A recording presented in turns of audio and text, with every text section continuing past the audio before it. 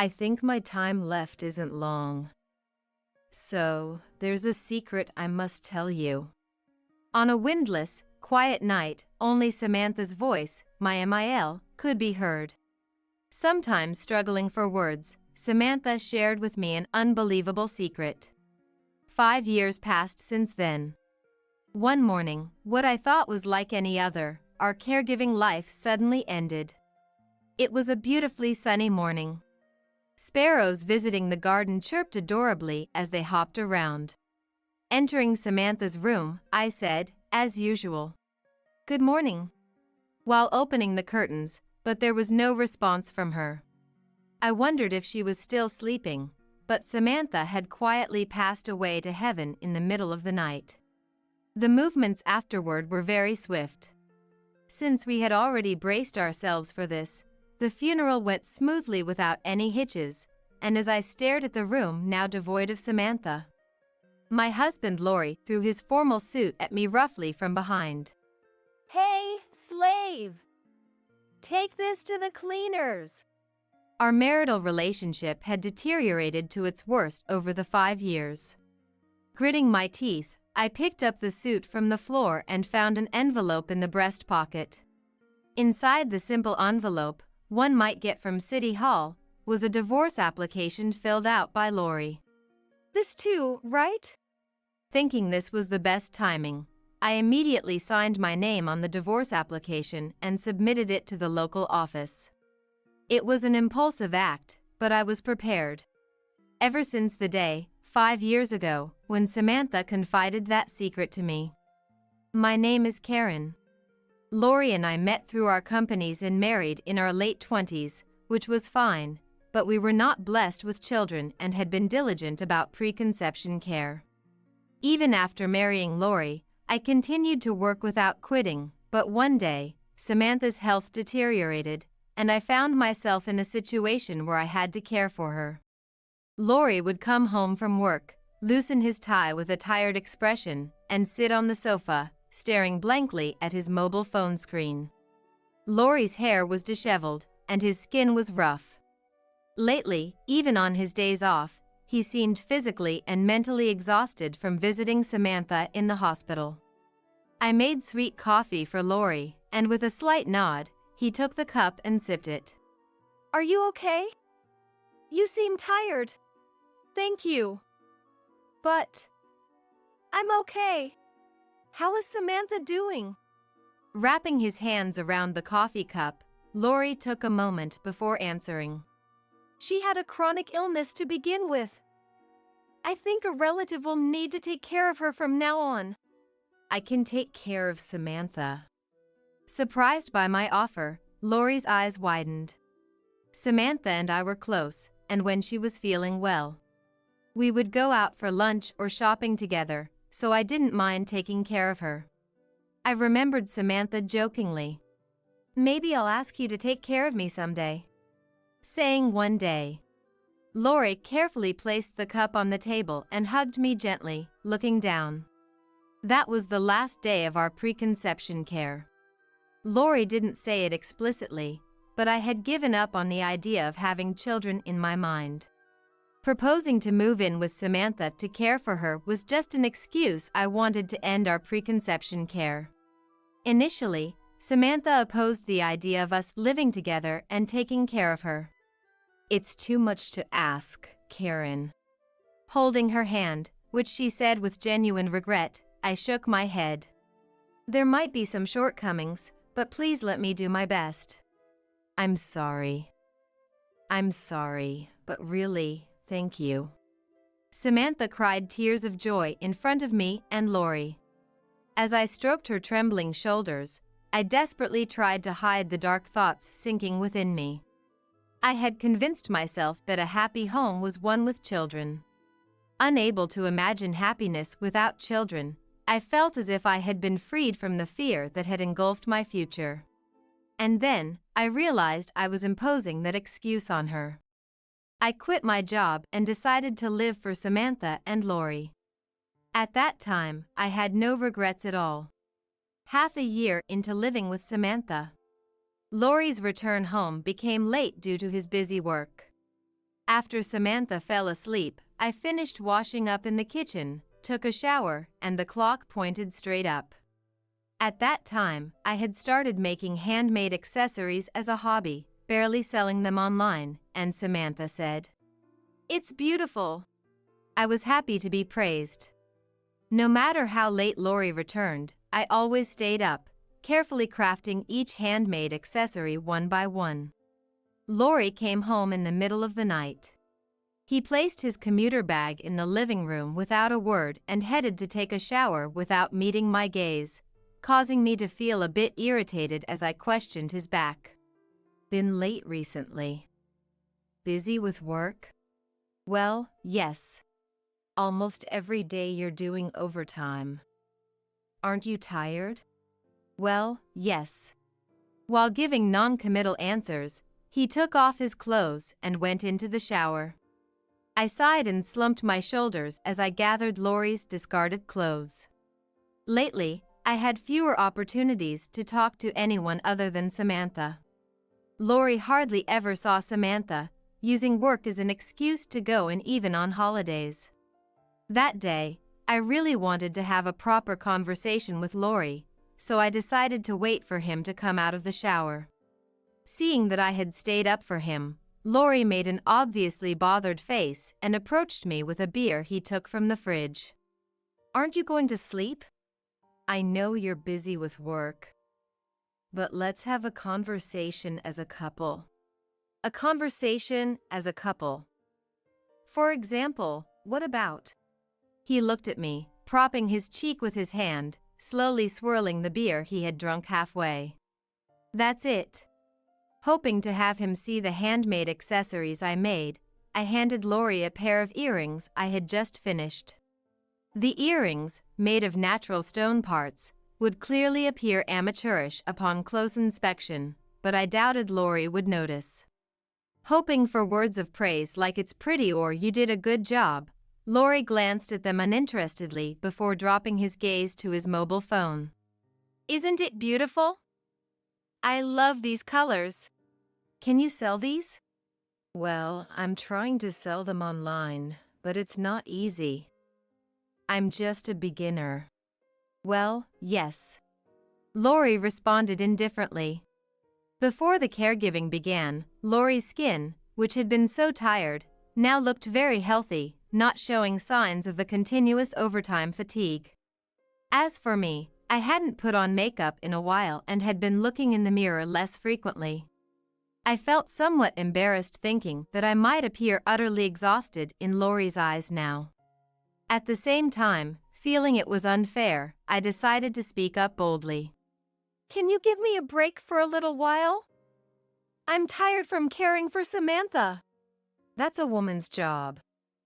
Don't take it too seriously, just do it casually." Finishing his remaining beer, Lori headed to the bedroom. Just do it casually. Wondering how to interpret the words "caregiving is a woman's job" and "just do it casually" for the care of his own mother, I was troubled. Afterward, as I couldn't sleep at all, I found myself staring at the empty beer can Lori had drunk in the living room. And despite it being the middle of the night, Samantha came to me. Thinking she might need to use the bathroom, I was about to stand up from my chair. "Let's talk for a bit," when Samantha stopped me. "Karen, I'm really sorry. It seems I've disrupted your life for me." Instantly realizing she must have heard my words about being tired from the caregiving, I apologized, placing my hand on my chest. Samantha, with a sad voice, said, "Don't apologize," placing her hand on my shoulder. Her palm was very small, thin, and frail.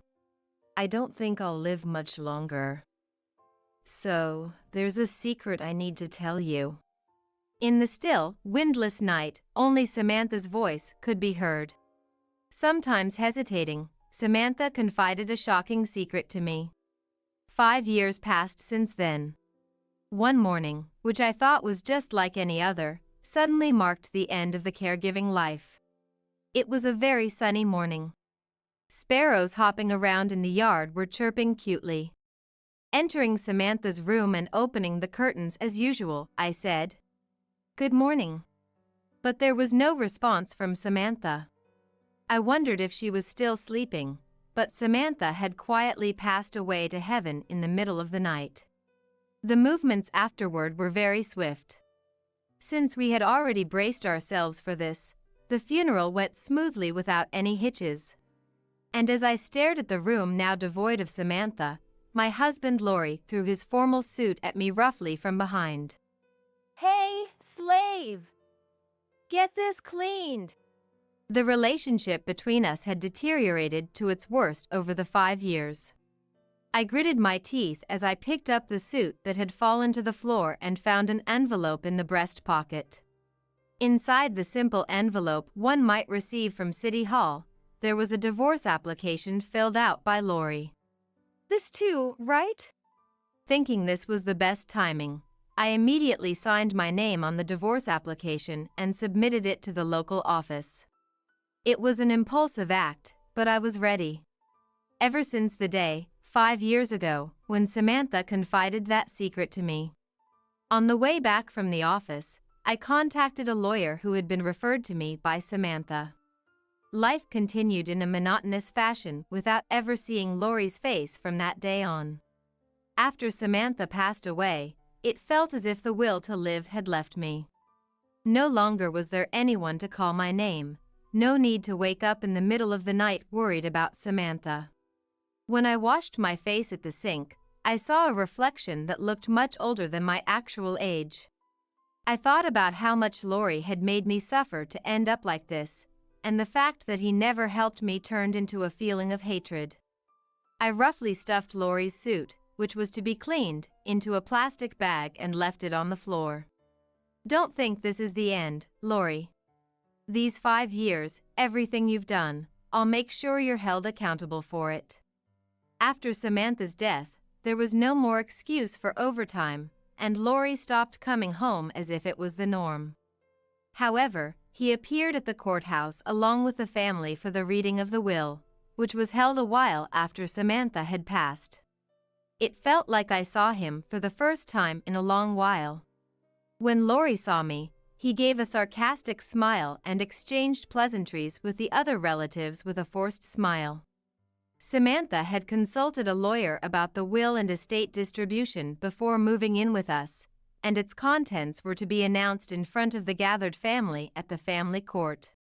In a meeting room devoid of decoration, a well-dressed lawyer began announcing the contents of the estate without interruption. "What?" The relatives were speechless at the content.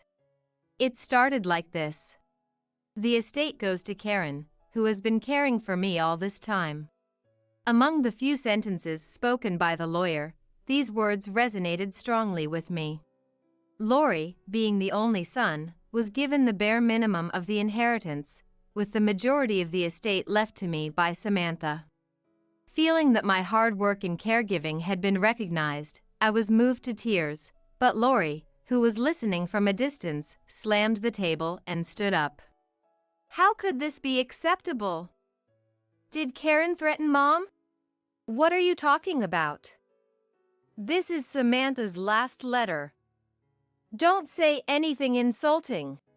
The estate goes to Karen? Ridiculous. This is a conspiracy. Are Karen and the lawyer trying to deceive us?" Laurie, with his face turning red, yelled angrily, but the lawyer calmly denied it. Even after showing the relatives the will written by Samantha's own hand and receiving confirmation that it was indeed genuine, Laurie seemed unsatisfied and frustrated. "This will is unfair." In front of the relatives who were lashing out, the lawyer said, "From Miss Samantha to Mr. Laurie," and handed him a letter. Laurie, with his suit and hair in disarray, roughly opened the letter and started reading it, then immediately tore it up, surprising everyone. Crumpling the torn letter in both hands, he threw it at the wall, unable to contain his frustration, and repeatedly punched his thigh with clenched fists.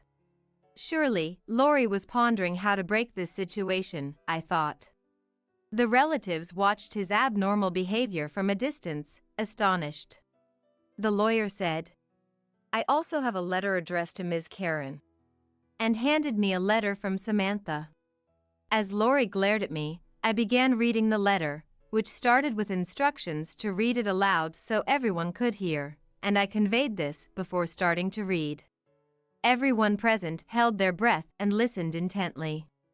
The letter began with Samantha's anticipation that Lori would tear up her letter and oppose such an estate distribution.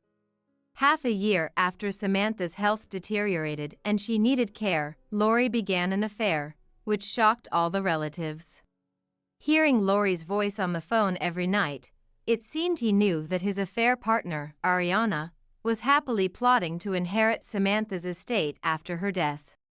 "Everyone, please forgive me for exposing my son's disgrace in such a manner. Surely, my son will tear up this letter after reading it." Who would believe such a story? Is there any evidence? Where is the evidence? I carefully laid out photos for all the relatives to see, which I had prepared in advance. These were the infidelity-proof photos that Samantha had prepared for me when she confided in me 5 years ago. Undeniable evidence of the affair captured by a detective or a private investigator. Hiring a detective to set up one's own son. My own son, no less? Mom would never do such a thing.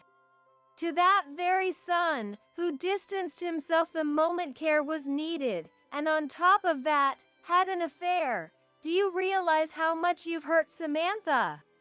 Lori, who had been disoriented for a while, upon being confronted with undeniable evidence and my determination, hurried towards me and apologized deeply. "I'm sorry. Karen. I'm truly sorry." Lori apologized loudly without hesitation. His apologies were so loud they could be heard outside, repeatedly saying, "I'm sorry." But while I stared at the back of his head, suppressing the urge to kick him. "It's too late for everything now," I muttered. I was lonely. I've been lonely all this time. Since Mom's care started, Karen was always with Mom. Even when I wanted to talk about my day with Karen after coming home from work, if Mom coughed, I'd be interrupted. I was fed up. I was lonely too. And sad. So, let's say goodbye. Lori. Please, Karen. I'll break up with Ariana right away, so don't talk about divorce. Let's take the inheritance issue back and discuss it once more. Lori forcefully tried to settle the situation and suggested that just the two of us should talk it over alone and return to our in-laws' home. During the car ride, Lori seemed desperately lost in thought, biting his nails and ruffling his hair restlessly. Some relatives were worried that leaving the two of us alone might lead to an unfortunate incident, but I smiled and assured them that couldn't happen. A man who would push his parents' care onto his wife and engage in an affair during such a time couldn't possibly have the wisdom to alter the situation. Upon entering our home, he apologized again. In our modestly sized home entrance, next to Lori's unused, dirty shoes, he apologized deeply. Please forgive me. The affair wasn't serious, just a fling. I wanted to break it off, but found myself unable to. But I've woken up. I'll break it off right away. So, Karen, please reconsider the divorce. A situation where you wanted to break it off but couldn't? If you said it was over, wouldn't that have ended the relationship? Well, yes. But you understand, right? Coming home to see you with a gloomy face. I just wanted some comfort. Now that Mom is gone, it's just you and me starting a new life. A new life. Yes, that's about to start. Exactly. So, let's put aside the talk of divorce for now. As I coldly looked down on Lori, the front door suddenly opened. Lori, with a bewildered voice of, What? Turned around to see Ariana standing there. Ariana, with her long golden hair and flashy makeup, wearing a designer bag on her shoulder, silently looked at Lori before turning her gaze to me. To Lori, who was apologizing. I heard you got divorced. What's the situation? She tilted her head and asked. Lori, unable to comprehend the situation for a few seconds, suddenly stood up and grabbed the flamboyantly dressed Ariana by the shoulder. What are you doing here? Go back. Now's not the time. What do you mean? You said you got divorced from your slave wife and told me to come over quickly. What's going on? As confusion showed on Lori's face, he slowly turned his gaze back to me. After looking into his eyes, which had become like those of a frightened puppy, I said nothing and walked away from the entrance towards the living room. Lori seemed about to say wait, but was interrupted by the flashy woman pulling. What's going on? Weren't you supposed to be divorced? Your wife is still here. At his arm, demanding. I took a teapot off the shelf. The round, floral patterned teapot was one that Samantha cherished. She had fallen in love with it at an antique shop before she needed care and bought it on the spot. Let's find some lovely cups and saucers to match this beautiful teapot. We searched together at antique markets and various shops, but never found the perfect match. I fondly remember brewing tea together when she was feeling well, enjoying the aroma of the tea leaves. Don't touch! Get out of this house! And never show your face again! Near the entrance, their voices were almost like angry shouts. As I filled the teapot with tea leaves and poured in the boiling water from the kettle, Ariana raised her voice in a shrill cry to Lori. You called me here! What do you mean by this? Arguing vehemently. While the tea steeped, I prepared the cups and saucers, and when the time was right, I poured the tea. Pouring tea from the teapot into the cups was always Samantha's role. She would always pour her own first before preparing mine. Samantha used to say, "The last drop of tea is the tastiest, just like life." With a lonely smile. Gently bringing the thin rim of the cup to my lips and taking a small sip, the fragrance filled my mouth. Please go back. I'll pay whatever compensation you want. Just disappear from my life. From the living room, where the refreshing scent of tea spread, I silently listened to the harsh words exchanged at the entrance a little distance away. Ariana demanded explanations from Lori repeatedly. I had anticipated it somewhat, but it seemed Lori had promised to divorce me with part of Samantha's inheritance and then enjoy life with Ariana. Eventually, the entrance quieted down. Lori, with a look of resolution, sat in front of me and apologized again. I thought to myself that I had grown tired of seeing Lori's face. That Ariana earlier, I was the one who called her. I used her mobile phone. So, that's okay. I've broken up with Ariana. It didn't sound like that. Lori chuckled while stroking his head. I wondered what I saw in this man to marry him. Hiding from Ariana. I'll contact you later. I promised to divorce my wife. He whispered, thinking I hadn't heard. Unaware of the gravity of the situation, I decided to explain very politely to Lori. I understand your plan. As long as we don't divorce now, according to the will, I inherit Samantha's estate. You're calculating that after the inheritance is settled, if we divorce, you'll receive half of the estate and insurance through the distribution of property. But, we're already divorced, aren't we? Lori sat with his mouth agape, unable to comprehend my words for a while. What do you mean? I explained that I had submitted the divorce application found in Lori's suit after Samantha's funeral. Probably, he pre-wrote it intending to show Ariana his decision to divorce, but whether due to stupidity or poor planning, his foolishness worked in my favor. When I mentioned that it had already been submitted to the office, Lori paled and stared at Samantha's portrait on the storage shelf behind me. I can't comprehend the extent of Samantha's struggle to prepare such harsh treatment for her only son. But I owe a deep gratitude to Samantha, who went through such pain to help me. Years have passed since then. The in-laws' house became my property, as stipulated in the will. Naturally, I couldn't live with Lori, who was officially divorced from me, so I kicked him out of his parental home and demanded a substantial compensation from him. For the affair, Lori received severe reprimands from all the relatives, and everyone sided with me. At work, the affair became known through colleagues who witnessed it, and Lori lived under critical scrutiny. Ariana, who was initially after the inheritance, broke up with Lori, and it turned out she was deceived by him for money. This led to her aggressive friends chasing him almost every night, eventually forcing him into seclusion.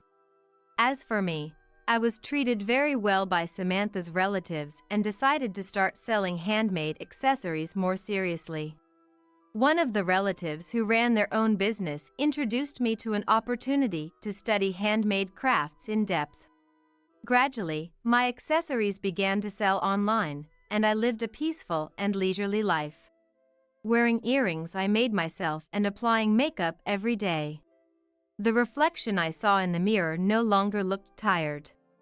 Now, I saw the face of a mature woman who had gone through life's appropriate trials and experiences. Yes. I suddenly remembered Lori's suit that I had brought back from the cleaners. The suit, still covered in plastic, had been forgotten in the closet. I took it out, rolled it up with the large trash bag that contained yesterday's organic waste, and remembered with delight that today was trash day. After placing the large bag at the trash collection point, I straightened my back, placing my hands on my hips, and thought about having tea from that teapot again when I got back home. Back at home, I lit the stove in the empty kitchen. Sitting on a small chair near the stove, I watched the blue flame and remembered Samantha. The first thing Samantha taught me was the etiquette of brewing tea. Use water just before it boils, and always pre-warm the teapot.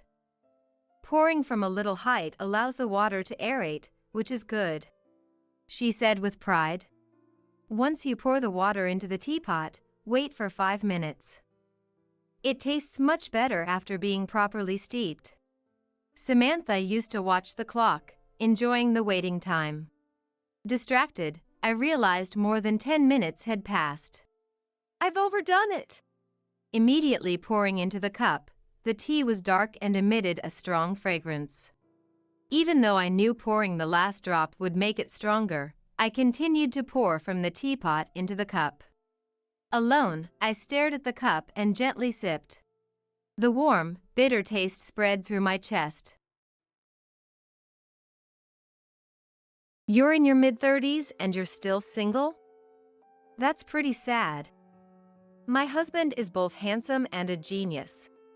Madison declares this with a sneer in the middle of the park, looking down on me with a smirk that seems to scream she's on the winning side. The crowd around us starts to murmur. Everyone looks at me with pity in their eyes. That must have been exactly what Madison wanted when she raised her voice. I've been subjected to Madison's cruelty before. I've managed to ignore it until now, but I can't take it anymore. I want to make her experience hell. The same, no, even worse hell than what I've been through. My name is Stella, a 36-year-old working mother. I'm a nurse, and despite the challenges, I find fulfillment in a job that allows me to help others. Welcome home, Stella. I'm back. You're home early today.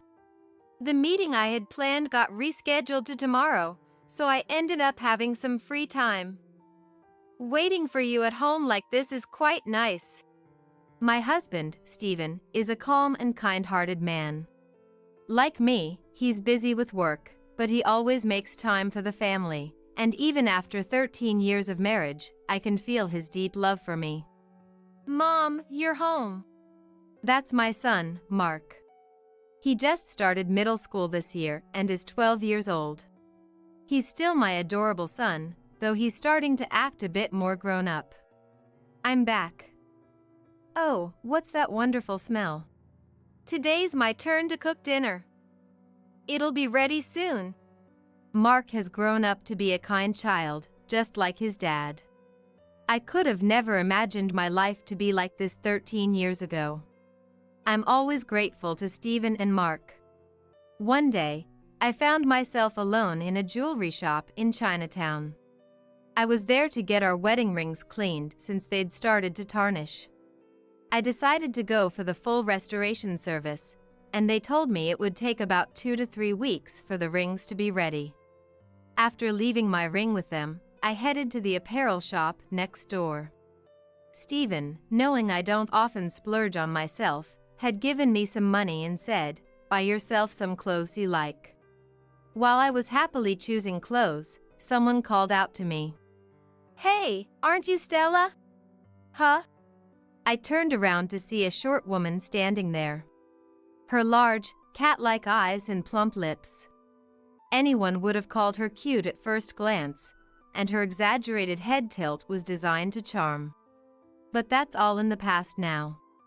As she's entered her late 30s, those gestures just seemed embarrassing. It's been a while. Remember me? As if you could forget, right? After all that happened. But, seriously, Stella, still single? I noticed you're not wearing a ring. The woman basking in her own chatter is Madison. My friend, or rather, my former friend. Madison and I met in high school. I was a member of the volunteer club. It was a club that visited preschools to read picture books, and we learned sign language to communicate with the hearing impaired. I've always found joy and purpose in making people smile and doing something beneficial for others. And Madison was also a member of this club. Why did you join the volunteer club, Madison? Just because. It seemed fun.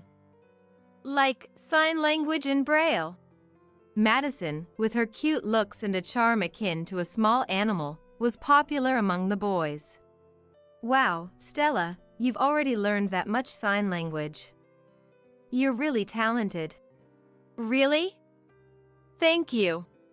Madison often complimented me, which meant a lot since I didn't have much confidence in myself. She also gave me advice on love. Hey, I'm going to start dating Brian. It's all thanks to you, Madison. Really?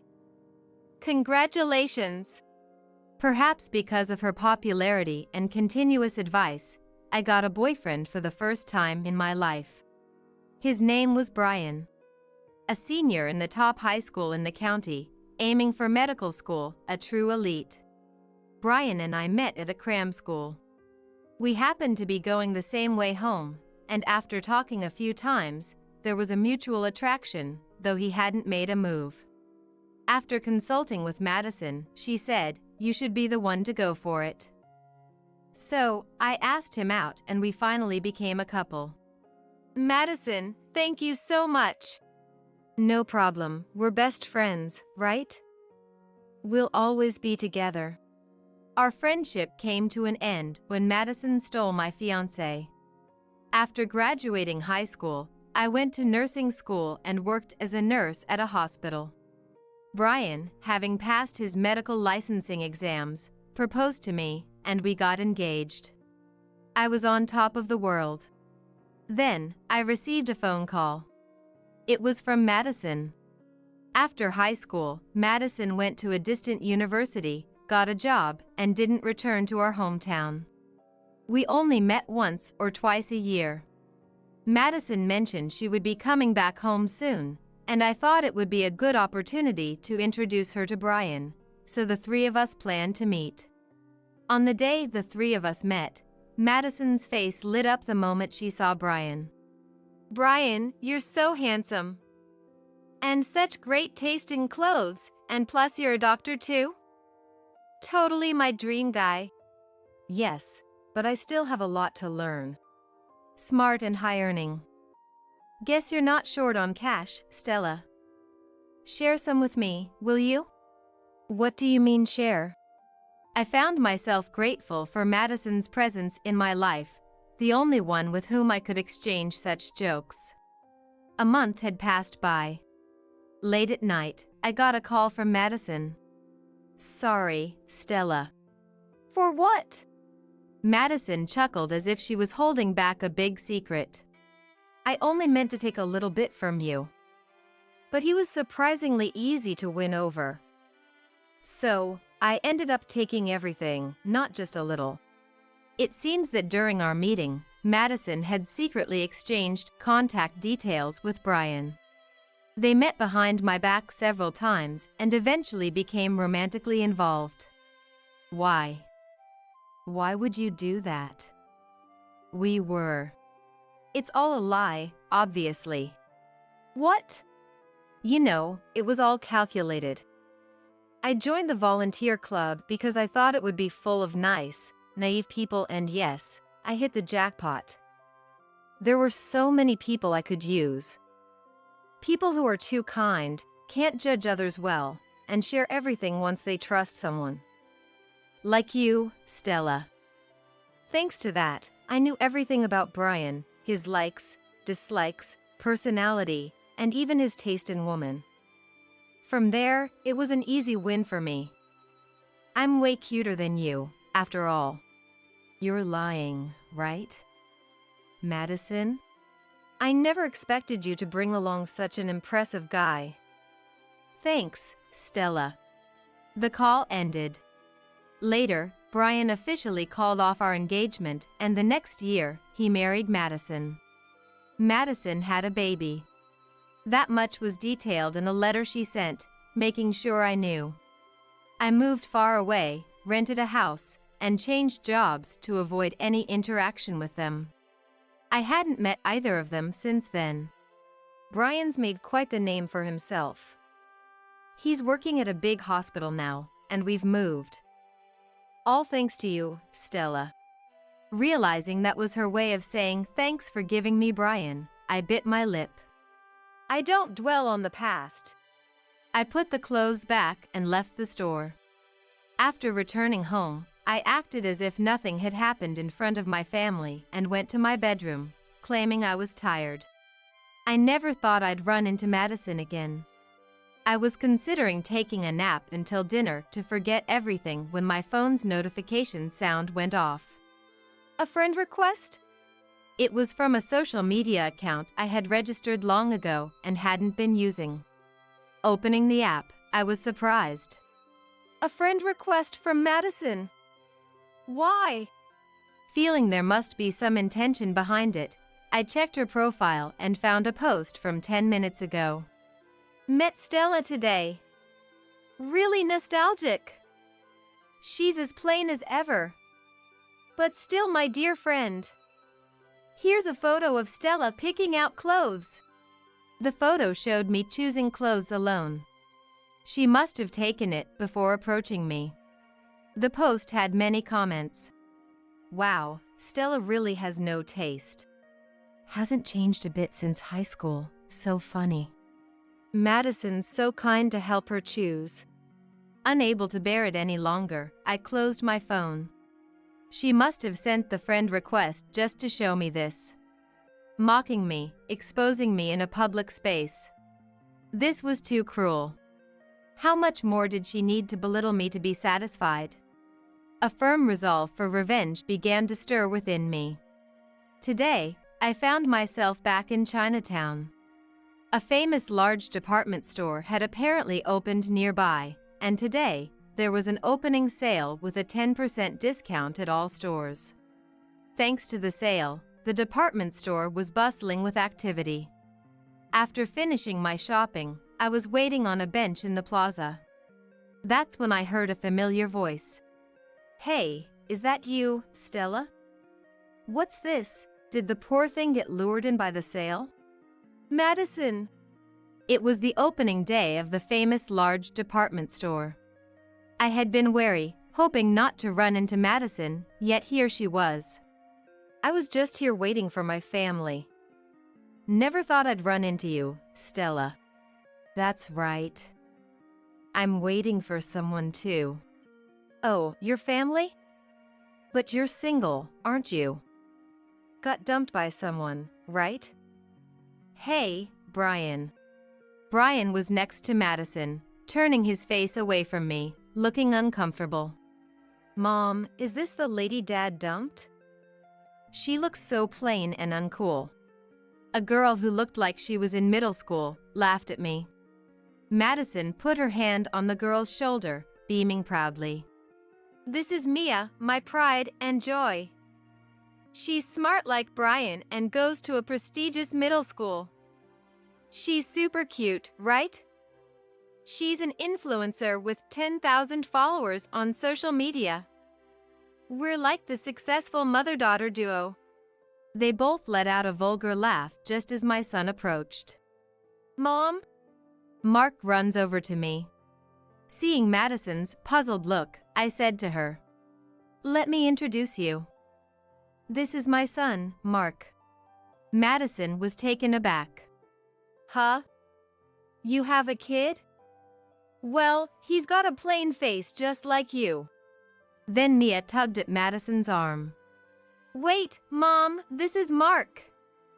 The super popular YouTuber with 500K subscribers. He's really smart and makes puzzle and quiz videos with his friends. And he's the current heartthrob. He looks even more handsome in person. Wait, what? I'm Mia, an influencer. You know me, right? Can we exchange contacts? Mia's eyes glistened as she gazed up at Mark, staring intently. Just like Madison used to. Mia? Never heard of you. Plus, I heard from a distance how you were mocking my mom. I don't like people who insult others' families. But... Hey, why didn't you tell me, Mom? You got me dumped. It's your fault. Mia, I'm a big fan of his. I looked forward to his videos every day, solved puzzles, and always sent comments, hoping to meet him someday. Why is this happening to me? I hate you, Mom. Mia, wait. Don't touch me. Mia shook off Madison's hand and ran away crying. Madison, visibly shaken, turned to me with a furious look. So what if your son is whatever he says he is? Brian works at the top university hospital in this area. I taught him everything, so he could advance his career. Even how to cover up little medical errors. I mean mistakes, you know. Hey, Madison, don't talk about that. You must be some miserable single mother, right? Not wearing a ring. Being single at 36, what a late bloomer. My husband is handsome and a genius, Madison said with a sarcastic smile. Then Mark exclaimed, Oh, Dad. Hey, Mark. Stella. Stephen, having finished shopping, approached us. I smiled sweetly at Madison. Let me introduce my husband as well. This is Stephen, a doctor at a nearby hospital. You know him, don't you, Madison? Seeing Stephen, Madison looked like she was about to lose her mind. Stephen? The genius doctor who became the deputy director of the university hospital at 38? I nodded in response. Stephen and I met 13 years ago. After Madison stole Brian from me, I moved away to avoid them and started a new job at a different hospital. That's where I met Stephen. Back then, Stephen was a rookie doctor. He appreciated my diligent work ethic and the way I interacted with patients, deeply empathizing with my desire to help others, a sentiment I've held since my time in the volunteer club. We were naturally drawn to each other and eventually got married. And that's how Mark came into our lives. Just how did you manage to marry someone so impressive, Stella? Did you use some dirty trick? Stop it, Madison. What's it with you, Brian? Don't interfere. I said stop it. Brian slapped Madison with great force. She fell, holding her reddened cheek, trembling. What is wrong with you? Brian glared at Madison. This man is my boss. Haven't I told you before? I work at the same university hospital as Dr. Steven. You weren't listening because you were too obsessed with social media. Brian deeply apologized to Steven and me. I'm terribly sorry for my wife's insult. Madison, I'm truly sorry. Steven looked down at Brian and growled. You were talking about medical errors earlier, weren't you? That was just my wife's nonsense. I recall there was a medical error at the hospital you used to work at. A nurse was accused, and she has always claimed her innocence. Yes, I think I'll have the hospital look into it again. My husband and my son both have good ears. I chuckled behind Steven. But Brian collapsed, as if his soul had been drained. Madison was frozen, her eyes wide. I slowly began to speak. Madison, you thought I was single because I wasn't wearing a ring, but actually, it's currently being serviced. I should have told you. I'm sorry. Stella, you. Madison was shaking, her face flushed with anger. Then Steven tapped my shoulder. Let's go home, Stella. We finished shopping, and besides, today is our anniversary. That's right. Didn't you book a restaurant? I'm starving, let's hurry. Yes, let's. We left the plaza together, leaving Madison behind. Her voice of frustration echoed behind us. What the? No. I won't accept this. I left the department store elegantly, hand in hand with my husband and son, with her voice as our background music. The dinner at the restaurant was wonderful.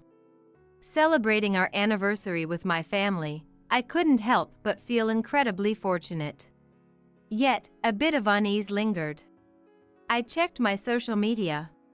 Yes, it's about Madison. She might well concoct a story from today's events to mock me. I checked Madison's page. Today was the best day. Was shopping at the department store and met that genius middle schooler, Mark. My daughter even got his autograph. I'm so lucky. Snapped a photo of Mark. There was a photo of Mark from behind. Likely, she took it as we were leaving the department store. I was dumbfounded by Madison's persistence to use whatever she could. I commented on Madison's post.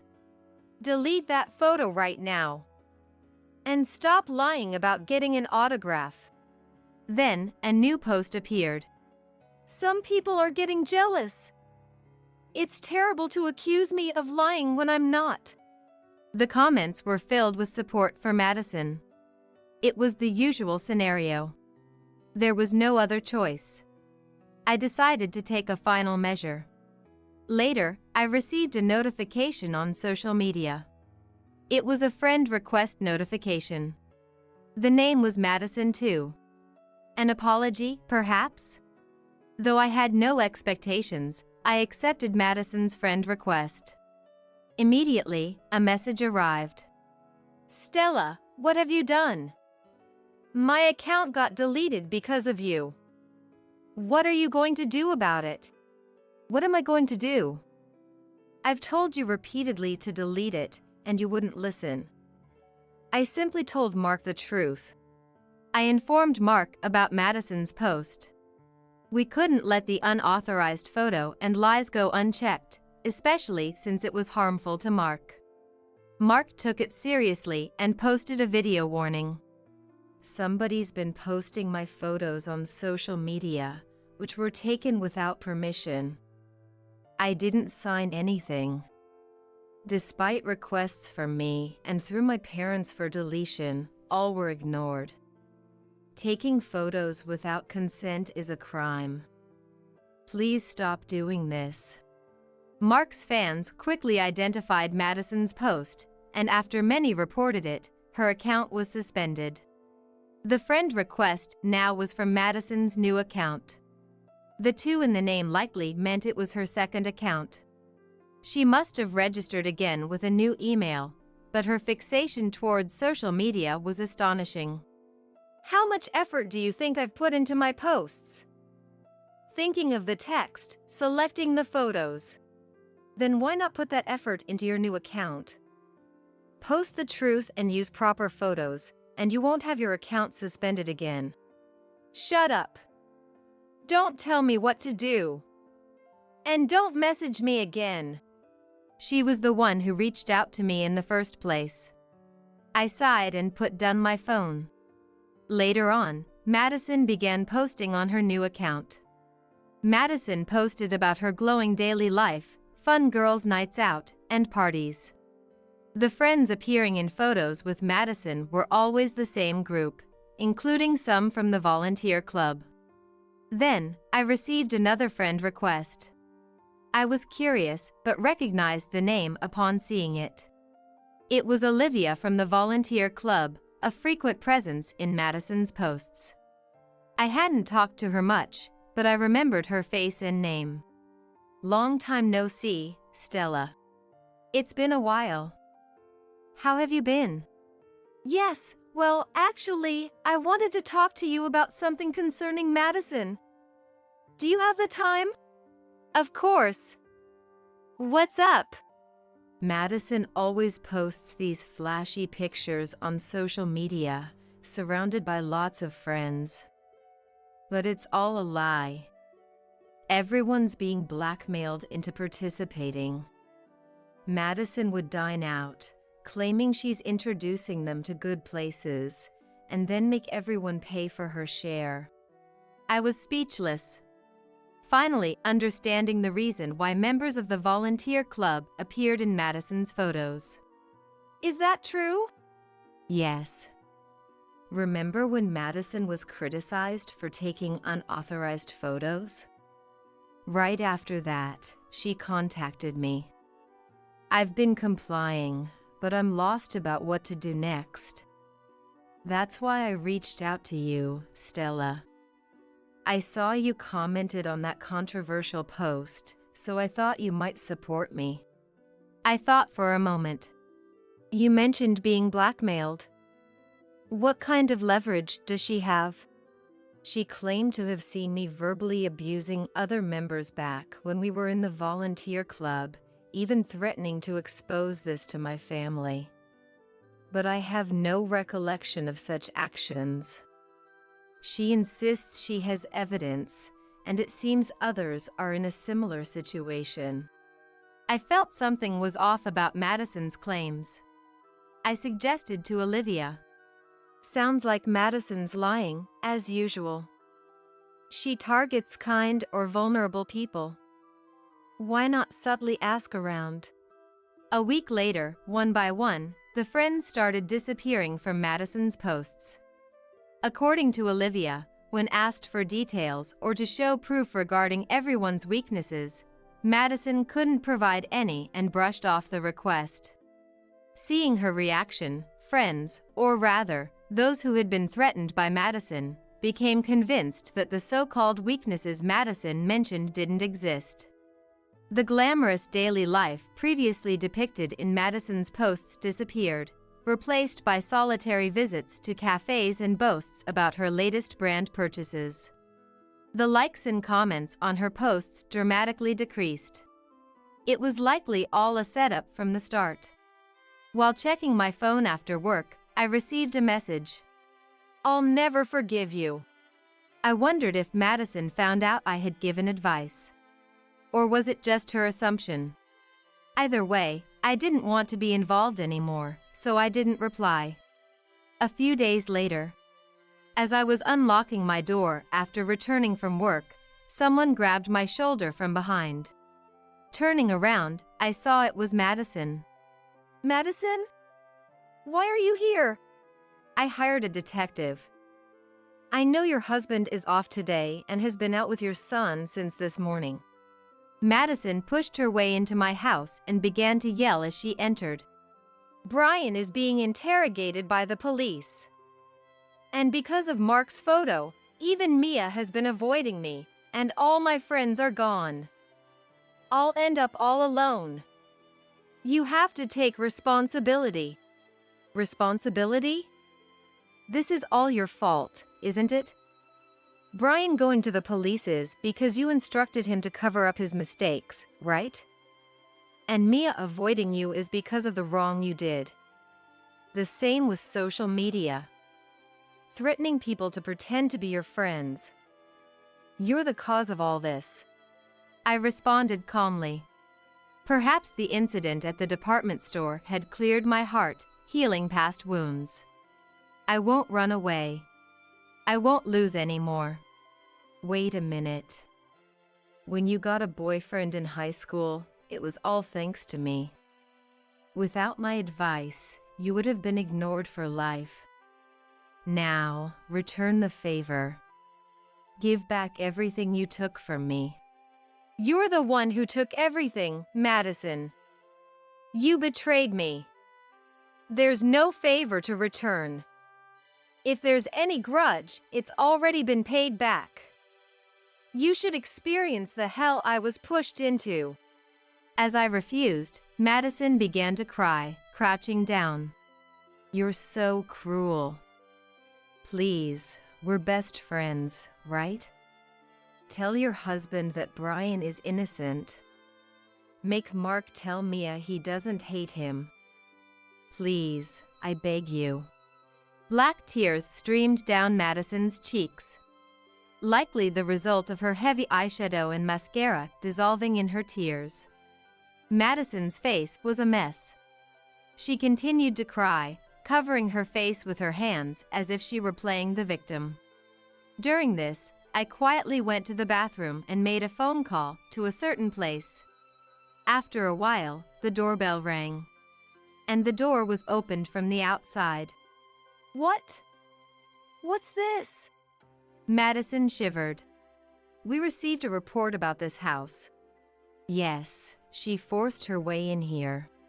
It was the police officer I had called. The officer knelt down to Madison's level. You're suspected of trespassing. We've also received several complaints about noise from the neighbors, so you'll need to come with us to the station.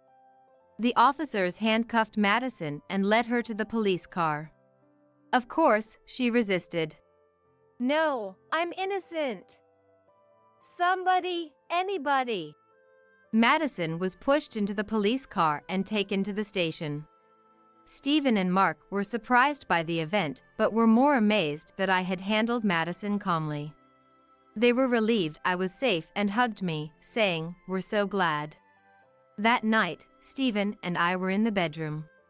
Stella, I have some good news. Good news? Madison's husband, well, my subordinate, seems to be under investigation for medical malpractice. Rumor has it he's almost certainly guilty. Is that so? Madison had been malicious since high school. Probably desperate to elevate Brian for her own gain and status. Eventually, Brian was arrested by the police. The scandal of a doctor blaming a nurse for his mistake was sensationalized in the media, exposing their wrongdoing. Madison was also arrested for instructing Brian to cover up the mistake. Both ended up in prison, together. The victim of the medical malpractice is preparing to sue, and it seems both Brian and Madison's lives are effectively over. That goes the same for their daughter Mia. Stella, isn't this dress nice? I like it. It looks like it would suit Mom. Really? Let me see. We were at an apparel shop, the three of us. The last time I came here alone, Madison interrupted me, and I ended up going home without buying anything. So, we decided to come back together. I tried on the dress that Stephen and Mark recommended. Isn't it a bit plain? Not at all. It suits you. Exactly, being plain doesn't mean it's bad. If it suits you, then it's all good. I was happy to hear their words. Yes, you both are right. I want to continue spending peaceful days with my family of 3. I always thought that being married for decades meant understanding each other completely. But a phone call from Joseph made me realize that wasn't the case for my husband and me. I'm sorry, but it looks like it's going to be difficult to continue sending money for Mom's care. What? The end of my marriage with Daniel was imminent. My name is Nancy. I've been married to Daniel for 30 years. We both got married at 25 and are now both 55. Over these 30 years of marriage, we've been through a lot. We used to fight nonstop when we were raising our kids. But once the kids grew up and left, our conversations completely stopped. The fighting stopped, but our relationship had grown cold. They say the more you fight, the closer you are. But now I wonder. Now we sleep and eat separately. Living under the same roof, we hardly see each other anymore. It's like living separately in the same house. When I go to pick up the tray of food I left outside Daniel's room, sometimes I find notes from him. But there are always things like, Today's meal was terrible. Make something better. or, Take my suit to the cleaners tomorrow. or, I have a business trip for a week. Get it ready. I wish you could just say it directly. Do you really dislike talking to me that much? I felt sad. Despite everything, I still wanted to get along as a couple now that the kids are gone. It felt like I was the only one thinking this way, sighing through my days. The only thing keeping us together as a couple was Sarah, my mother-in-law. We started living with Sarah when our children left the nest. It's been 5 years since my father-in-law passed away, and Sarah has aged significantly. It worried us to leave her living alone. At first, it was just a bit of difficulty moving around due to age, but over the years, Sarah's capabilities diminished. Now she's completely bedridden. Sarah, still mentally sharp, always looks apologetic. For me, having lost my own parents already, I want to take care of the last parent I have. Even if she's my mother-in-law, I don't want her to feel sorry. I've often heard complaints about mother-in-law and daughter-in-law conflicts from friends, but our home was different. Sarah is a wonderful person who helped a lot when raising the children was tough. I considered taking care of her as a way of giving back, and I've never felt it to be a burden. Moreover, with the increasing support from the government, it's not like I have to manage everything on my own. Yet there was something that still bothered me. It was about Daniel. Despite Sarah being his biological mother, Daniel hardly ever took care of her. In fact, he hardly even tried to see her. It was as if he had forgotten we were living together. I wanted to discuss things about Sarah, but knocking on his door got no response, not even an answer. When he came home, I tried to forcibly talk to him, but he completely ignored me and went straight to his room. I lost count of how many times I heard the door close and lock right in front of my nose. I'm sorry, Nancy, for putting all the burden on you. If only Daniel had been more responsible. Sarah would apologize. Don't apologize, Sarah. It's not your fault. And I don't mind it at all. Please stay healthy and live a long life. I would say, and Sarah would always cry and thank me. The thought of losing such a kind person as Sarah was unimaginable. Her passing was sudden and unanticipated. Daniel, who only glanced at my shocked state, proceeded with the funeral arrangements emotionlessly. The Daniel I saw, after a long time, didn't seem depressed at losing Mom. Rather, he appeared almost lively. When Sarah suddenly became critical, I panicked and called Daniel, but he cut the call short, saying, I'm busy at work. Sarah passed away shortly after. No matter how many times I called, Daniel's phone was off. He didn't return until the next day at noon after hearing the voicemail. I was too stunned and angry to speak, but Daniel continued to ignore me until the funeral was over. At Sarah's funeral, our children showed up. Using this as an opportunity, Daniel communicated with me through our children for anything he needed. By then, my anger towards Daniel was greater than my sorrow for losing Sarah. Daniel treated Mom's passing as if it was just paperwork, without any sign of mourning. Looking coldly at Sarah's relatives shedding tears, Daniel said indifferently, "Well, it can't be helped, can it?" Daniel's attitude was so cold. It made me want to ask, is he really her son? It was as if it was someone else's problem. The worst part was what he said to the relatives who offered condolences after the funeral. "I'm glad she's gone. She was a burden, being bedridden and all. Now I'll enjoy life freely with the inheritance she left," he said with a broad smile. This angered everyone, including Sarah's younger brother, Richard. "Why are you so angry?" Daniel seemed genuinely puzzled by the relative's fury. He was like an alien to me. I was a mix of anger and disbelief, speechless at his audacity. Complaining about being burdened? He never did anything. He stayed in his room, hardly ever visiting Sarah's room. Even when I asked for help with her care, because it required strength, he ignored me. And yet he had the nerve to say that. Everyone knew I was the one taking care of her alone. They even helped me financially because I couldn't work due to caregiving. Daniel, at his worst, hardly contributed any money to the household. He paid for utilities and taxes reluctantly, but nothing else, not for living expenses or caregiving costs. "Just use Sarah's pension," he'd say. Yet he had the audacity to complain about the meals, confirming that Daniel must be from another planet. No, it would be an insult to aliens to compare them to him.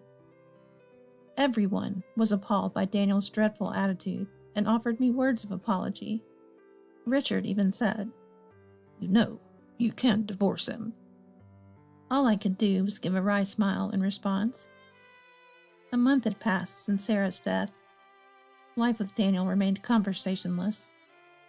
On a day when the caregiving for Sarah was gone and life felt dull, I couldn't even find the motivation to watch my favorite detective dramas. There was a phone call. It was from Joseph, Daniel's brother-in-law. Joseph had been living overseas for work. Given the time difference, he called late at night. "Hey, Nancy, it's been a while. It's night there, isn't it? Sorry for calling so late, but is Daniel around?" Hello, Joseph. Long time no see. I'm sorry. Daniel hasn't come home yet. "I see. I thought his mobile phone was off because he was at work." There was something I had been curious about. It was about Joseph. Joseph had already been overseas when we got married. Since we didn't meet or talk much, I never really understood the relationship between Daniel and Joseph. But whenever they met, they seemed to talk normally, and I didn't get the impression that they were on bad terms. The same was true for Sarah and Joseph. I never heard that their relationship was bad, and whenever he came back to America, he always made sure to see Sarah. Yet Joseph didn't come back for Sarah's funeral. Apparently Daniel had contacted him, but he said he was too busy with work to return. Daniel was cold to Sarah, but Joseph seemed to get along well with her. That's why I found it so strange that he didn't come back for the funeral, no matter what. But I didn't intend to pry into their family matters, as it might be something between parents and children that I couldn't understand. Still, I thought maybe I should tell him about Sarah's final days. But before I could speak, Joseph said, "Sorry, but can I ask you to pass a message? Actually, I'm getting old too, and work is becoming difficult." Joseph was naturally older than Daniel. He was approaching his 60s. It's not like the old days, when you retire at 60, but his salary was getting cut and life was becoming tough. "So, I'm sorry to say this, but it looks like I'll be short on money soon." I might find it difficult to continue sending the money for Mom's care. Excuse me? Money for care? What was he talking about? I was puzzled, and Joseph also sounded confused. You didn't know? I've been sending money for Mom's care and living expenses to Daniel. I don't know how much he gave you from it, but I was contributing 1.5K. I've never received any such money. What? I was utterly shocked. Joseph was just as surprised by my reaction. I had a long talk with Joseph to understand what was happening. Joseph's story went like this. Joseph had been sending money to Sarah for a long time, but when she started needing care a few years ago, he began transferring it to Daniel. Even though Sarah appeared mentally sharp, Daniel, concerned about her ability to manage money due to aging, set up a new bank account for her, and Joseph had been sending money there. However, anticipating a tighter financial future, maintaining the same amount of support was becoming difficult. Feeling obligated to contribute financially to the caregiving he had fully entrusted to us, Joseph had called to say he would not stop the payments completely, but requested to reduce the amount. But I was completely unaware of any remittances from Joseph. The expenses for Sarah had been coming out of her pension, and Daniel had not given me any money at all. I managed the living expenses with the money I had saved from part-time jobs and the assistance I received from Richard and others. I had no knowledge of Joseph's support. I don't know where the money I sent went. I have a bad feeling about this, said Joseph. Please wait, I will look into it, I responded and ended the call. Daniel hadn't returned home yet, and he finally came back just before dawn. The next day, after Daniel left, I entered his room. Let's get started, I said, pulling on my gloves. The music of a detective drama played in my mind. I was determined to find evidence. 1 month later. A month had passed since Joseph's call. 2 months since Sarah's passing. I found myself at a certain place. Watching from inside a car, I felt like a detective on a stakeout. The suspect seemed reluctant to show up. Yeah, Nancy, maybe you should take off your sunglasses since it's night, said my partner with a wry smile. That was Joseph, temporarily back in the country. Maybe I got a bit carried away. Sorry, I said, taking off the sunglasses and looking at the person next to me. Is it about time, Joseph? If they stick to their usual routine, they should be taking a break now, so it should be soon. Just as he finished his last bite of his sandwich, we saw them. There, they've come out. Let's go. Joseph and I got out of the car and confronted the 2 people who emerged from the hotel. Excuse me, you 2. Can we have a word? What, Nancy? Why are you here? We knew you always use this hotel, so Nancy and I were staking it out. What on earth are you doing? What? Joseph too? Why? Why are both of you here? Well, there's a lot to talk about, isn't there? Let's go back to the house and discuss this more comfortably. Well, then I guess I'll be going. Joseph grabbed Daniel's arm as his face turned ashen. His determination not to let Daniel escape was evident. Seeing this, the woman who came out of the hotel with Daniel, his affair partner, Jessica, tried to leave. But we weren't going to let it go that easily. I grabbed Jessica's shoulder firmly. To the despairing Jessica, I offered a sly smile and said, "Let's talk slowly, at our place, shall we?" Jessica silently nodded along with Daniel. Good, she's cooperative. Let's have an explanation then. The 4 of us moved to our house. In front of the sofa where Joseph and I sat, 2 adults sat hunched and intimidated, Daniel and Jessica. I stood up, approached Daniel, and presented a banking card in front of his downcast eyes. What is that? Looks familiar, doesn't it? No, I have no idea what that is. I brought the card so close to his eyes as if to stick it there, saying, "You do remember, don't you?" Yes, I do.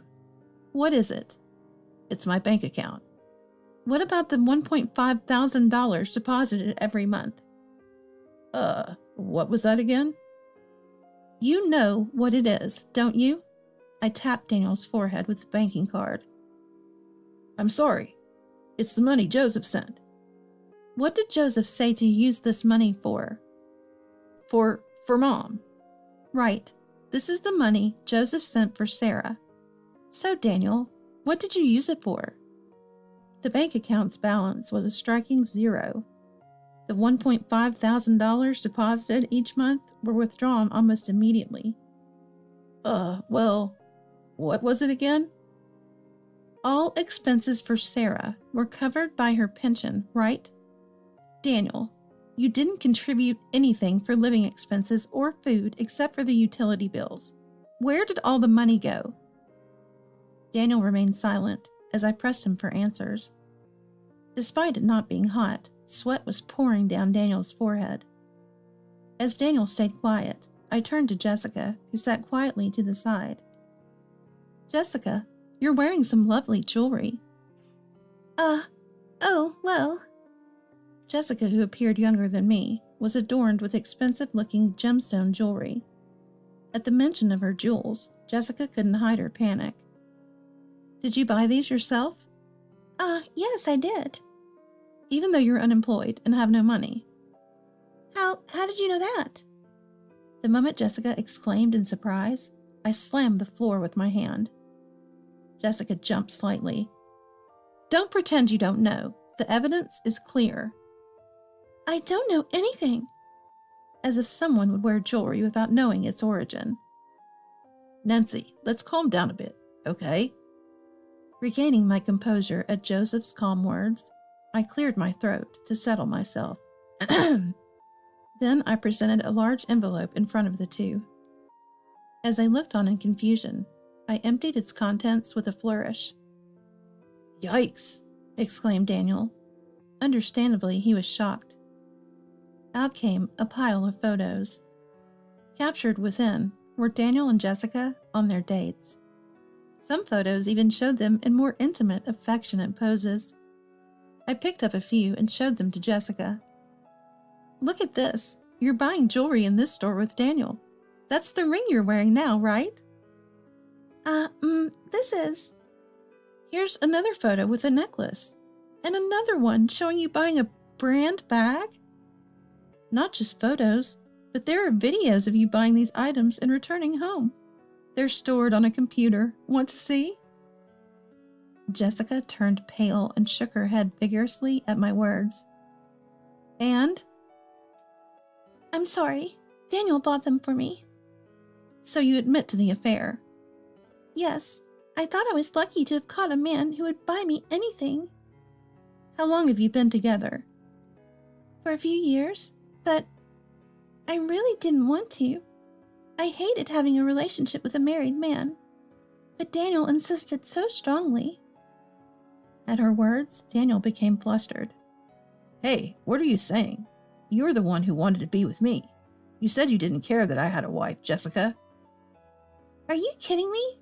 You were the one who said, my wife doesn't love me anymore. She's just a housemaid, a caregiver for my parents. The one I love is you. If you won't be with me, I have no reason to live. Housemaid? Caregiver? He had the nerve to say that, huh? Noticing my glare, Daniel momentarily panicked, but then, unbelievably, glared back. It's all Nancy's fault.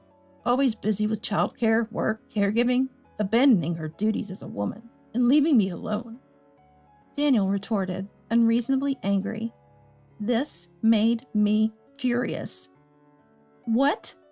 Don't be ridiculous. I'm a wife, a mother, a daughter. It's only natural for me to fulfill all these roles. I never neglected you, Daniel. In fact, it was you who neglected me, abandoning your duties as a husband, father, and son. Yet you dare to speak so arrogantly, you cheater. After 30 years of marriage, we've had our share of fights, but I've never felt such a rage boiling inside me. The nerve of his selfishness. Then it happened. Hey. Joseph's low voice resounded through the room. Did you squander all my money on that Jessica? Joseph asked.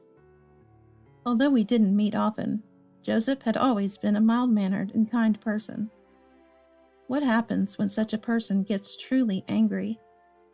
The terror was so palpable that I could feel cold sweat down my back.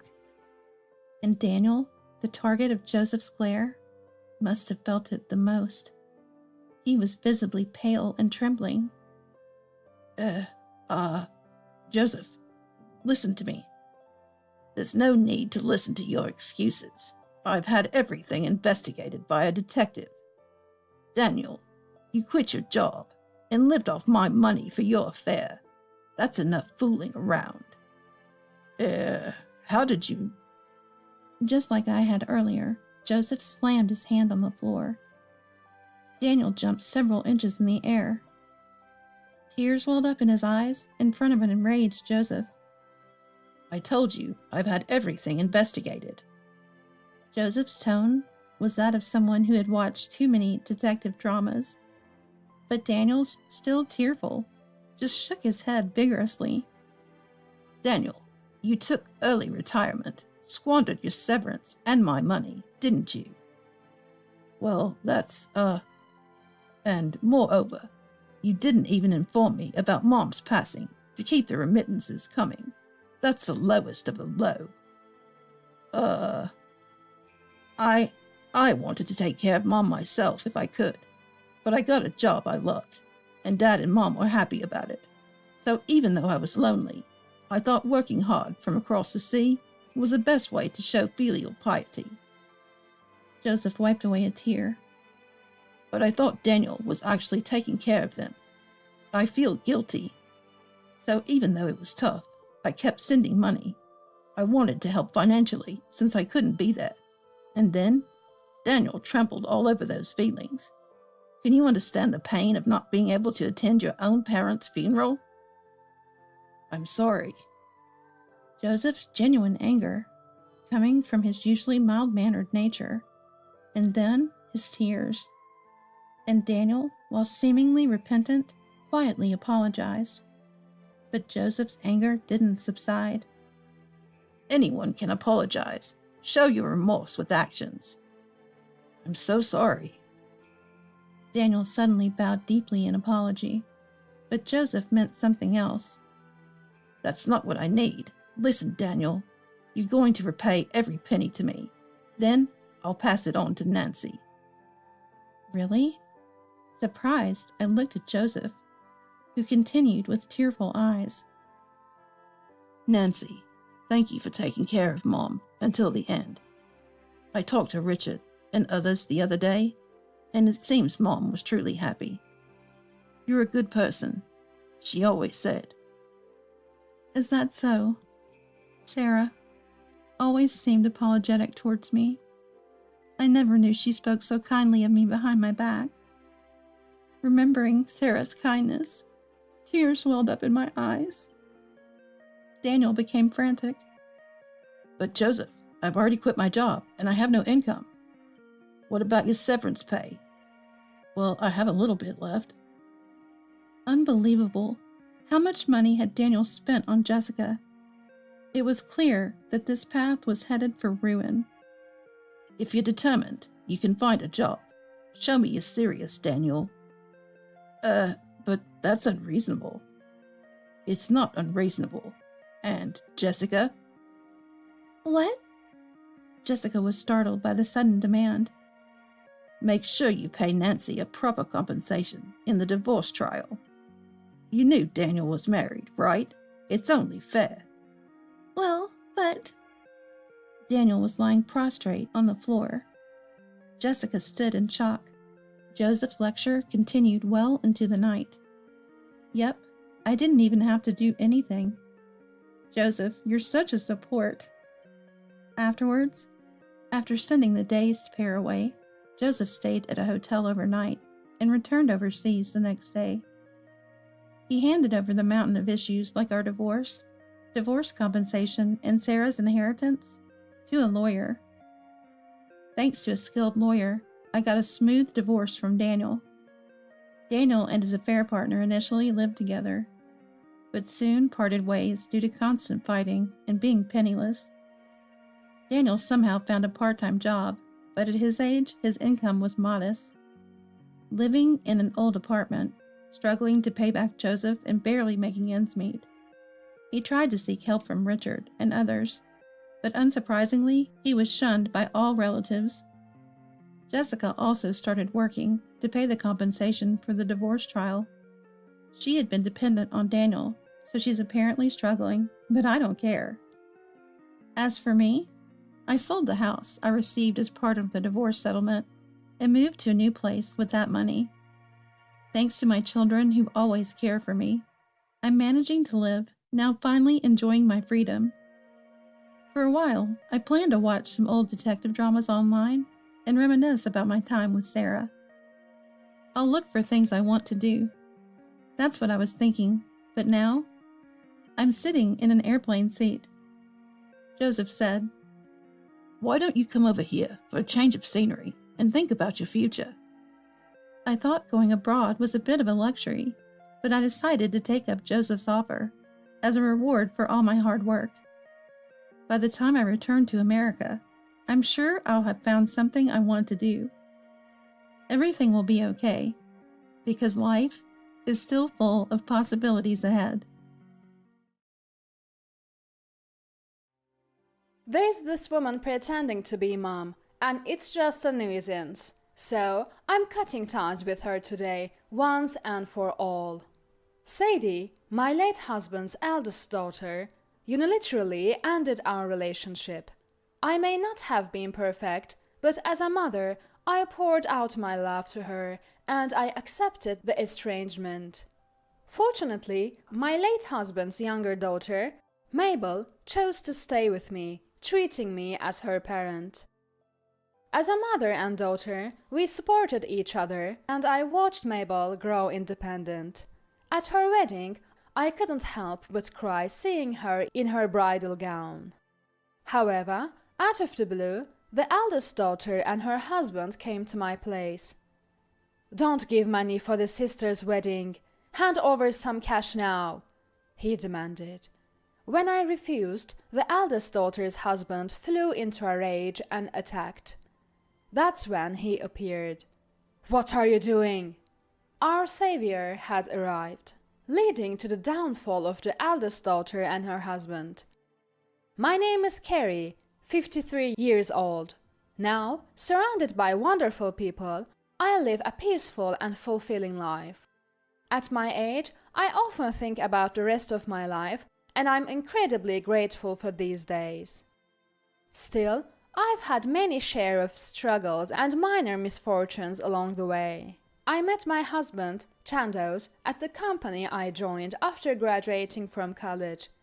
That was 20 years ago, and back then I was content being single. But then he came into my life. I'm the one who has to be chosen by Carrie, but if you say it's okay, I want to marry you. My husband had transferred from a regional branch, a single father in an unfamiliar city with 2 daughters. His wife had passed away, leaving him with the girls. I knew about it from colleagues even before we started dating, but as we grew closer, it became a serious consideration. He was always considerate towards me, and I could see that even now. That's why expressing his feelings wasn't straightforward for him. I choose you. I want to support you, Sadie and Mabel. When I accepted his proposal, his stepchildren, Sadie and Mabel, were 10 and 5 years old, respectively. During our relationship, I interacted with both, trying to bridge the gap, however, awkwardly. I first aimed to become friends with my 2 stepdaughters, who were years apart in age. "What should we do today? What would you like for dinner?" After getting married, I quit my job at my husband's request and focused on household duties. My husband, having lost his first wife, felt more secure knowing I was at home. "I want hamburgers, steaks, and tater tots," How about we pick one for today and the other for tomorrow? Then hamburger steak. Okay, so Mabel wants hamburger steak. Sadie, what about you, Sadie? It doesn't matter to me. Anything's fine. Are you sure? We can have hamburger steak and your favorite gratin. Fine, as long as there's hamburger steak. Raising the two daughters had its challenges, especially with Sadie, the elder. Sadie was an elementary school student, 10 years old and fairly aware of herself and her family. She understood that accepting me, her second mom, as mom was up to her. Mabel, a preschooler, remembered her birth mom and her passing, but perhaps due to her younger age, she was more quickly adapting to our new life. The difference in their adaptation became more apparent in their attitudes towards me. Sadie called me Carrie, Mabel called me Mom, and was affectionate. Carrie, you don't have to come to the parent-teacher conference. Dad will come.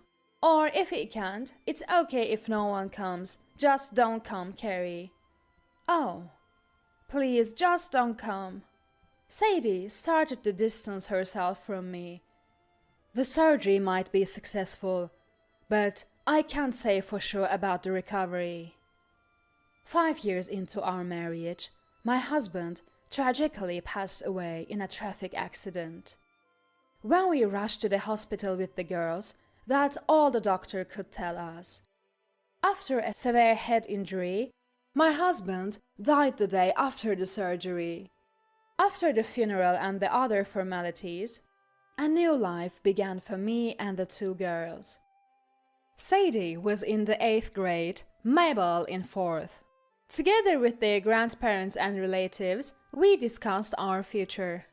Ultimately, they continued to live with me, but my relationship with Sadie might as well have ended completely after my husband's death. Maybe Dad shouldn't have remarried. He just had bad luck. Sadie. One day, Sadie muttered something that I think stemmed from the sorrow of losing both parents so early. I couldn't quite grasp her true feelings. Especially Carrie, who barely knew us. What was Dad thinking marrying her? I mean, it's sad for Mom. I could say my efforts to connect with Sadie weren't enough.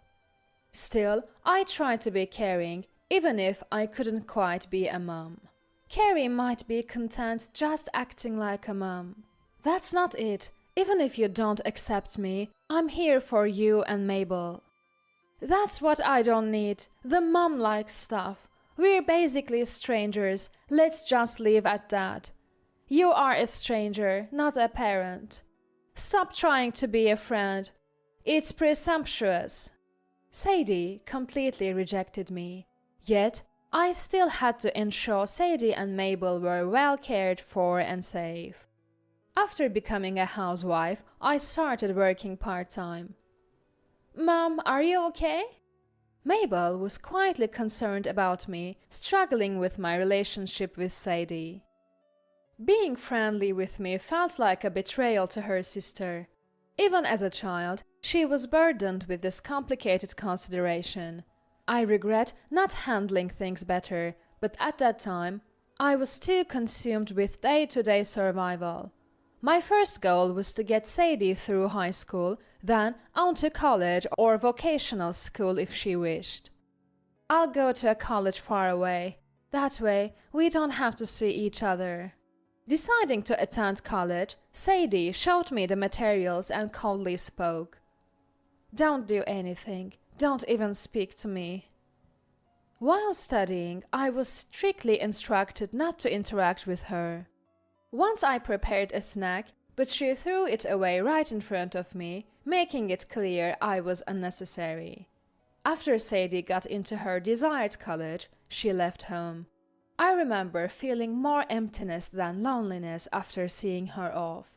Living with Mabel, now a high school student, the tension in the house disappeared. Hey Mom, I'm thinking of getting another part-time job. Mabel, you're in high school. You should be focusing on your studies, not money. but I want to save up for further education. Mabel was always worried about causing me trouble or hardship. No matter how much I assured her it wasn't necessary, she was determined. I have to be strong for Mom and Dad who aren't here. Mabel was a resilient girl, juggling multiple jobs, enjoying school life, never skimping on helping around the house, and always prioritizing being home. That's why she chose a nursing school within commuting distance. Being a nurse, I can survive on my own, and I can take care of Mom too, she said, laughing, assuring me not to worry about the future. Mabel eventually graduated from nursing school and found a job. I guess my mission is complete. I muttered to my husband's photo, updating him on our daughters' lives. It wasn't a peaceful journey. Our relationship wasn't perfect. But I raised them without sickness or harm and fulfilled my responsibility. "My sister is getting married," Mabel said.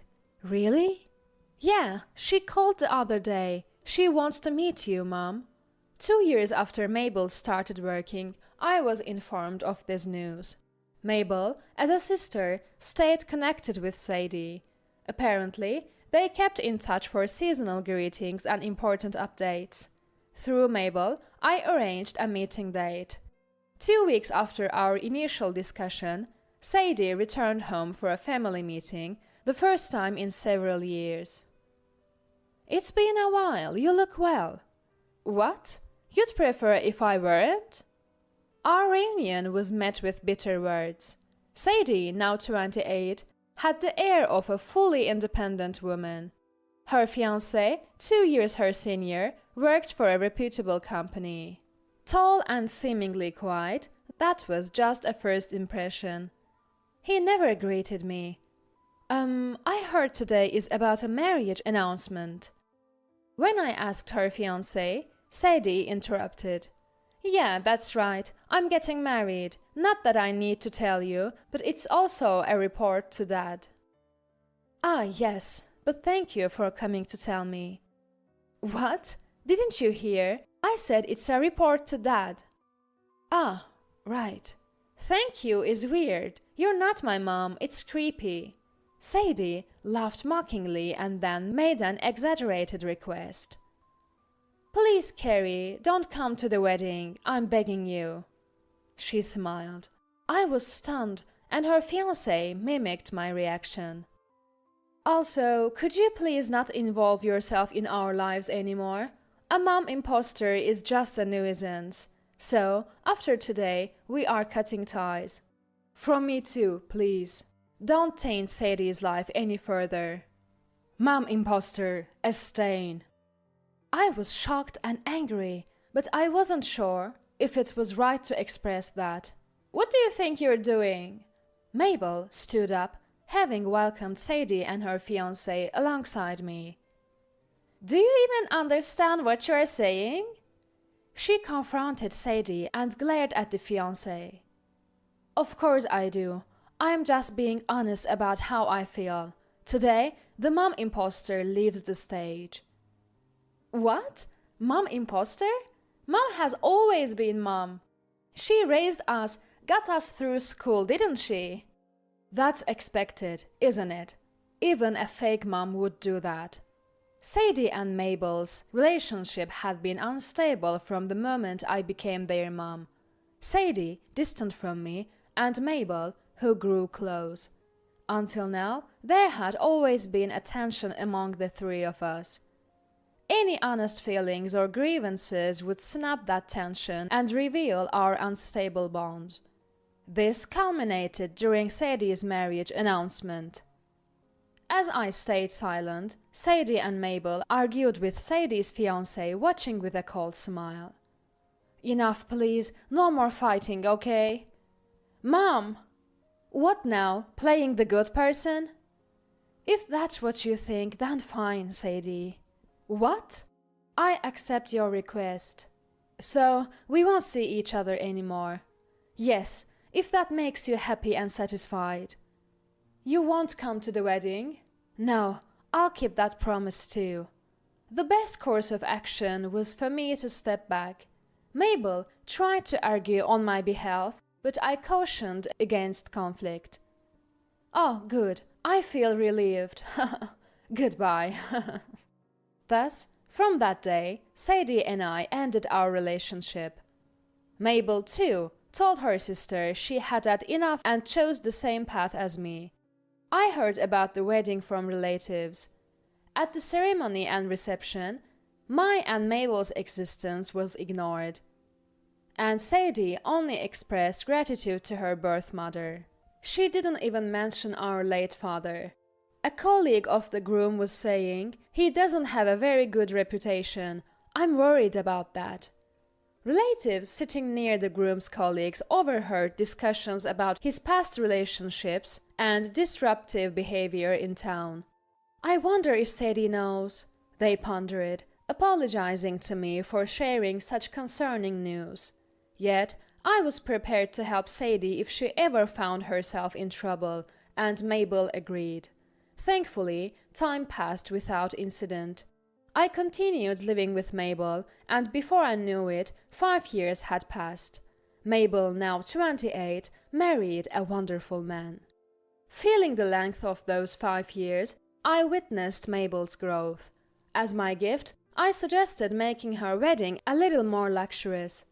I wanted to fulfill all her wishes: the dress she wanted to wear, the flowers she wanted to decorate with, and the plans she wanted to realize. Even if it seemed indulgent, I wanted to grant these wishes, not just as a substitute mother, but truly as her mom. "Mom, thank you for raising me, spoiling me, scolding me." We hugged, tears streaming down our faces, still fresh in memory. Then, one day, Sadie and her husband unexpectedly visited their high-rise apartment where Mabel, her husband, and I lived. There was no prior notice. "What brings you here so suddenly?" Though surprised by the unexpected visit, Mabel and I ushered Sadie and her husband into the living room. Sadie looked at me with mocking laughter. "I was surprised to hear from my aunt that Mabel got married. And the wedding was extravagant, right? Must have cost a lot of money." Sadie had heard about Mabel's wedding like me. How I, as her mom, enthusiastically financed the wedding. The grand venue, the extensive guest list, the luxurious hotel. Sadie sighed as she mentioned these details. "Well, Mabel liked you, so you must have been dear to her, but isn't that unfair?" "Unfair? You were the one who rejected me." "But you could have at least given a wedding gift at the time." "Oh, I forgot about it too." I should have reminded Sadie. "Yes, exactly. We totally forgot." Sadie and her husband reminisced about their declaration to cut ties, laughing. Then they demanded a wedding gift and celebration presents from me right away. "I'll send a list of things I want. You'll give me everything on it." "Sisters, stop it! How can you be so selfish?" Once again, Mabel reacted before I could. The sisters argued. "Why do you only think about yourself? What? You've been living the good life too." "Like what?" "I heard your husband is quite wealthy, so you must be rich too, right?" Not just me, but now they were demanding money from Mabel. Sadie's husband joined in with a greedy smile. Recalling relatives' comments about his bad reputation, I realized the truth and was frightened. And there was Sadie, not suspecting her husband, doing the same. I was even more appalled. Enough! Memories of struggling with how to approach Sadie as a daughter vanished, and I yelled at her. It seemed this was our inevitable fate. That's the only way I could think of it. "Listen, Sadie, I spent money on Mabel's wedding because she's my daughter." "What? Stepdaughter, right? So am I. So you have a responsibility to give me money too. You cut ties with me, remember?" Sadie continued to complain in response to my argument. There was no written document about the estrangement, just the outcome of a family discussion, so it meant nothing and could be dismissed as a momentary lapse of judgment. In the end, she became defiant about it. But I wasn't going to let such selfishness slide. I decided to clarify the definitive difference between the two sisters. You see, Mabel isn't just my stepdaughter anymore. We've legally adopted each other. What? I wanted to ensure that Mabel could inherit anything I leave behind when I die. We've become an official family. After cutting ties with Sadie, Mabel and I discussed our future. Being just stepfamily could lead to complications regarding Mabel's marriage and my death. A formal parent-child relationship meant Mabel could inherit without issues. I wanted to do the utmost as a parent. So we completed the adoption process. Inheritance? You're kidding. You were just a poor, shabby stepmother. I was, once. I made both you and Mabel struggle. But now, thanks to my job, things are different. This change came about after my estrangement from Sadie. A former colleague from the company where I met my late husband invited me back to work. She was a woman who had taken early retirement to start her own business and needed my expertise. I believe your dad guided me to this opportunity. Our small start in a rented office space grew into a company with its own building downtown. This success allowed me to fund Mabel's wedding and help with the purchase of a high-rise apartment. Unbelievably, we were financially comfortable. Sadie listened to this post-estrangement story with her head down, while her husband clicked his tongue in irritation. "You're lying, old hag! Hey!" As I tried to stop him from getting up, he threw a sofa cushion at me. "Make Sadie your adopted child now! It's not fair to give money only to her sister. Give us money right now!" He grabbed a remote from the table, intending to hit me and Mabel. We dodged and tried to escape from the sofa when the living room door burst open and Mabel's husband rushed in. "Mabel, Carrie!" He tackled Sadie's husband, knocking the remote away. "Hey, stop! Who are you?"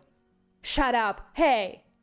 The two men locked eyes, both startled, but Sadie's husband seemed more shocked. You are... You're from the HR department, right?" As we tried to understand, Sadie's husband stammered out an apology.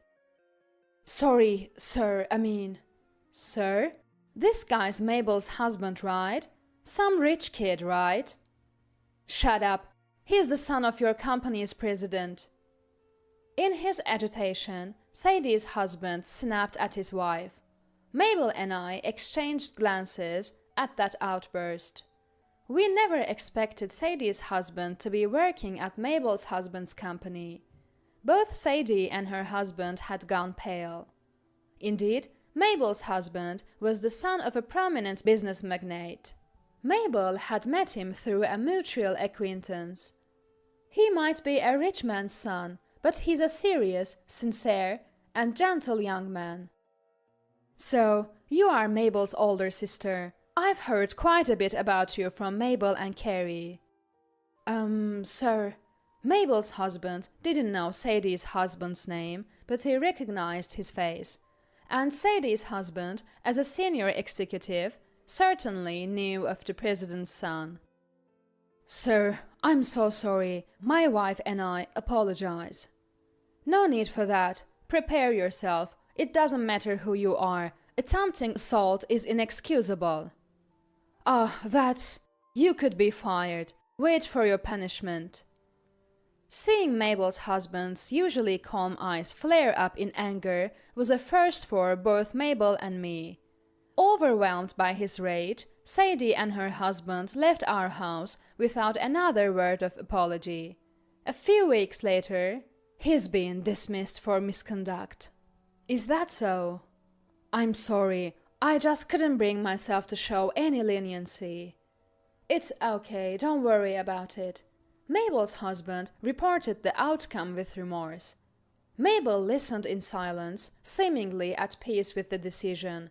Months later, we heard through the grapevine that Sadie had divorced. Unable to cope with her unemployed husband, she impulsively left him and their home. Please, I'll apologize as many times as needed. Just help me. Soon after hearing the news, Sadie came to our house, pleading tearfully. However, Mabel and I rejected her plea. Without sympathy or pity, we simply turned her away. After repeated attempts, Sadie eventually disappeared and became incommunicado. Even our relatives don't know her whereabouts now.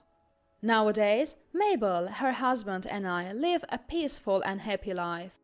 My work is going well, and in my personal life, I'm eagerly awaiting the birth of my first grandchild early next year. Talking to Mabel's belly, I imagine the bright future of my unborn grandchild. Don't live it up on someone else's dime, you parasite. My husband and I, along with my brother and his wife, found ourselves on an overseas trip due to certain circumstances. We managed to get under Belle's skin, leading to her hurling insults at us at the airport. Enraged, Belle started shouting and telling us to go back to America. My husband burst into laughter at her words. All right then, let's head back home. With that, our long-awaited counterattack began. My name is Catherine. I'm a 41-year-old housewife. I work at a supermarket checkout and have a good relationship with my colleagues. My husband Luke is 3 years older than me and works for a major electronics manufacturer. He's currently the manager of the General Affairs Department and is rumored to be a candidate for the next department head. My husband, who is deeply trusted by his subordinates and is very dedicated to his work, is a source of pride for me.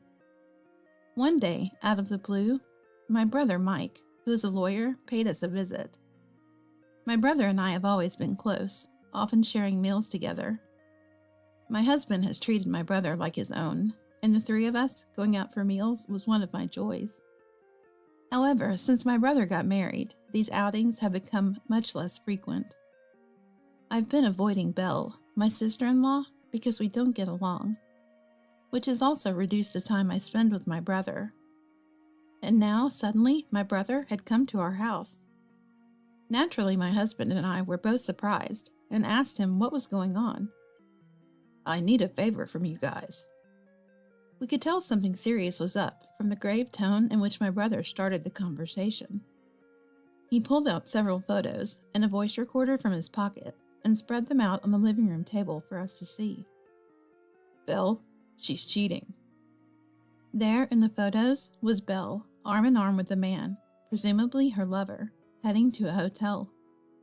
The voice recorder contained Belle's voice, affectionately talking on the phone with her lover at home. Conclusive evidence of her infidelity was right there. While Mike is at work, what is she doing? This is unbelievable. I was more furious than the person involved. It's absurd to stay silent when your dear family is being treated so terribly. I stood up from the sofa, pointing at the photos and raising my voice. But my voice halted abruptly when I saw someone in the pictures. Hey, Mike, the person in this photo is... Just as I thought. I came here to confirm that too. Convinced by my brother's words, I exclaimed in surprise. What? My sudden outburst startled my husband, who clutched his heart and said, You scared me. Don't shout all of a sudden. What's going on? This guy, he was my classmate in middle school. He was known for playing baseball, being irresponsible, and being a notorious womanizer. As I pointed to the face of the man in the photo and explained, this time it was my husband who raised his voice. You're being loud too, I sternly told him, to which my husband gave a wry smile and sheepishly scratched the back of his head. Unfazed by our shock, my brother continued. I'm going to divorce her, but But honestly, I can't stand the thought of just letting her get away with this, so I need your help. Help? With what? My husband was puzzled by my brother's request. My brother explained that he wanted to ask if my husband's friend David could help. Honestly, I don't think anything I or Catherine say will affect her. She might be scared of Luke's dad, David. I think he could really make an impact. Come to think of it, at our wedding, she was terribly scolded by David and ended up crying. I remembered at our wedding when Belle, who was still just dating my brother, came into the dressing room. Until then, I hadn't had a bad impression of Belle. I thought her over-the-top behavior was just teasing, so I mostly ignored it. But it turned out she was mocking me. The turning point was during our wedding. As soon as Belle entered the dressing room, she burst out laughing at me. Pointing at me in my bridal gown, she started mocking me. You? In pure white? You're already pale and chubby. The white dress just makes you look even bigger. Belle was taking pleasure in ridiculing me. I was about to snap at her, despite her being overweight herself. But luckily, my father-in-law David was there too. He had been quietly reading a book nearby until my husband returned to the dressing room. David closed his book, slowly approached Belle, and began to confront her. Hey you, what do you think you're doing? Speaking like that to my son's bride? Belle's inexcusable remark had caught David's attention, and now this formidable man, easily over 6 feet tall, was towering over 5-foot-tall Belle, intimidatingly demanding her to repeat what she said. David, naturally intimidating with his rugged features, would scare anyone at such close quarters. As expected, Belle looked like she was about to cry. It's not like that. I was just teasing, that's all. Belle's pitiful excuses didn't convince David at all. Teasing? You find it funny to say such things? How old are you? You're not 3 years old to say such ridiculous things. David, with his sound reasoning, pressed Belle, who was clearly shocked and started to cry, apologizing on the spot. I had to intervene to calm David down as he seemed relentless in his scolding. Remembering this incident, I explained the situation to my husband, who immediately called David. Hey Dad, it's been a while. Actually, I need a favor. Do you have a moment? Huh, long time no see. A favor, huh? If it's about money, I can't help you. Ha ha ha ha. David joked heartily as he laughed. David, a straightforward and hearty man, is sincere and dedicated in his profession. He works in construction, traveling around the world. Currently, he is living in Indonesia, moving from one developing country to another. Bringing up such a matter to David, I knew it could lead to a scolding or being a nuisance to him, but we were prepared for that. My husband thought it would be better for my brother, who could explain the situation more calmly and accurately, to talk to David. We entrusted everything to my brother and asked him to explain the situation to David. Upon hearing it, David was furious. That woman, I won't be satisfied until I show her a piece of hell. I'll re-educate her myself. David, being family-oriented, was angrier than any of us and readily offered his help. Thus, we decided on our revenge against Belle. When discussing how exactly to get back at Belle, David unsurprisingly suggested bringing her to him. Unfortunately, it's still difficult for me to return to America. Why don't you bring that woman to Indonesia, telling her it's a trip abroad? Contrary to our confusion, my brother was quick to respond. Is that okay? I can bring her to Indonesia, but what should we do after that? Has the woman ever worked outside the home? David seemed to have something in mind, as he first inquired about my brother's domestic situation.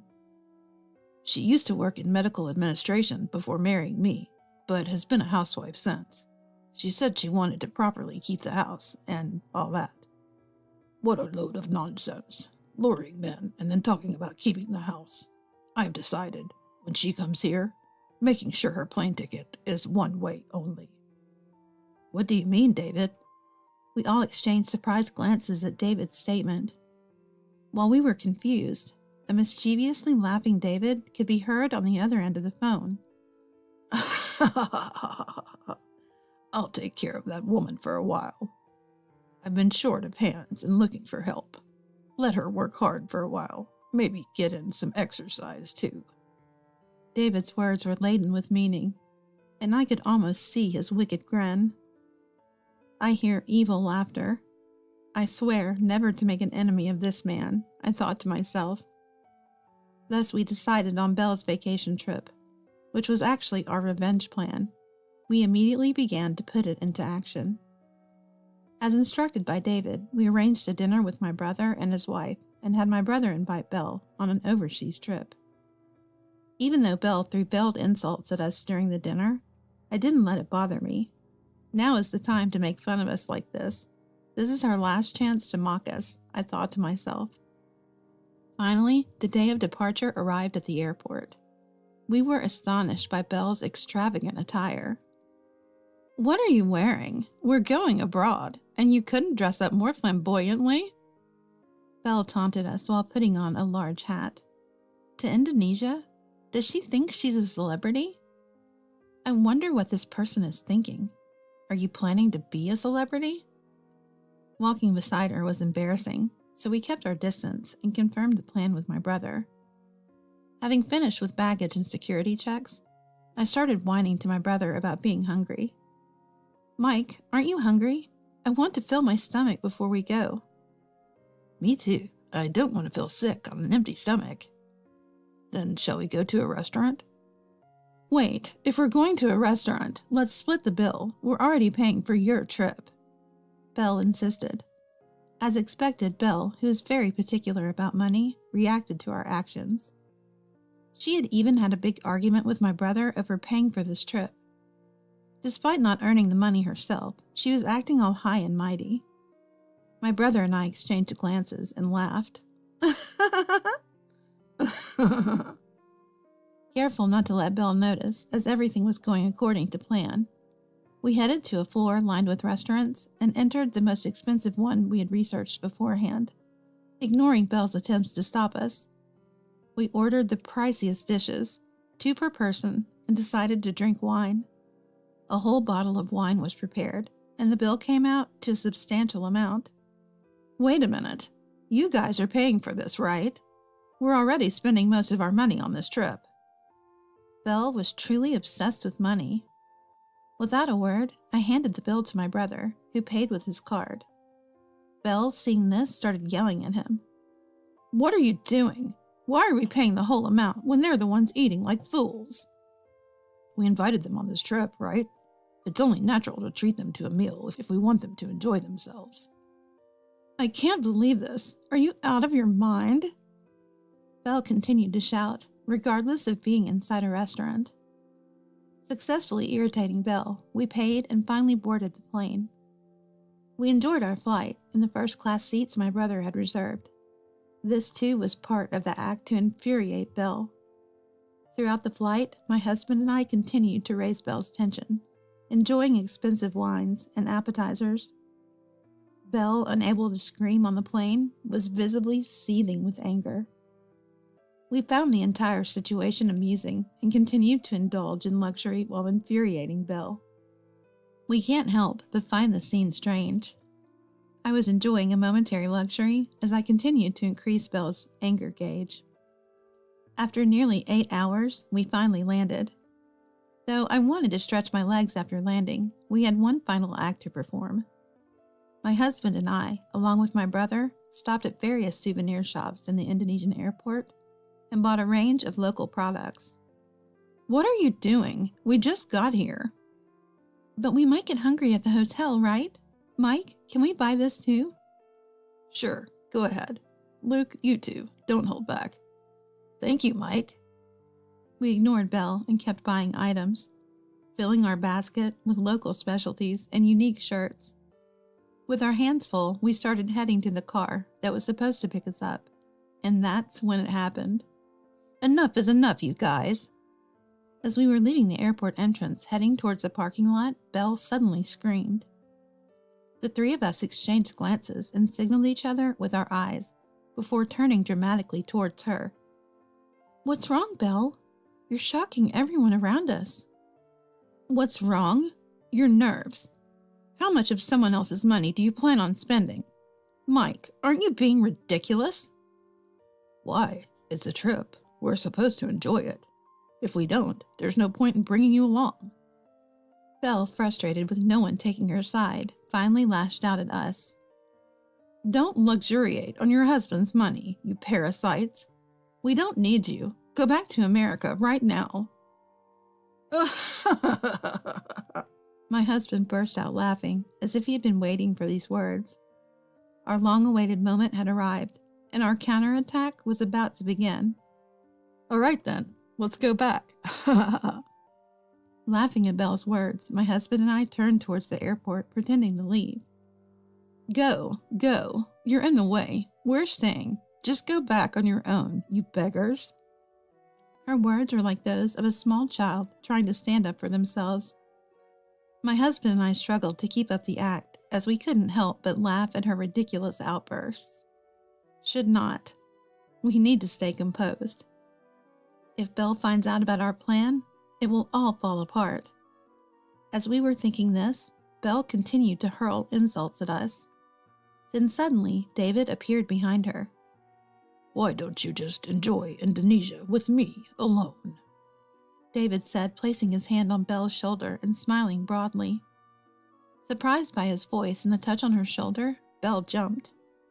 Recognizing the familiar voice, her face drained of color, and she slowly turned around, terrified. Seeing David, Belle screamed and involuntarily sat down. Her ridiculous reaction made everyone but Belle burst into laughter.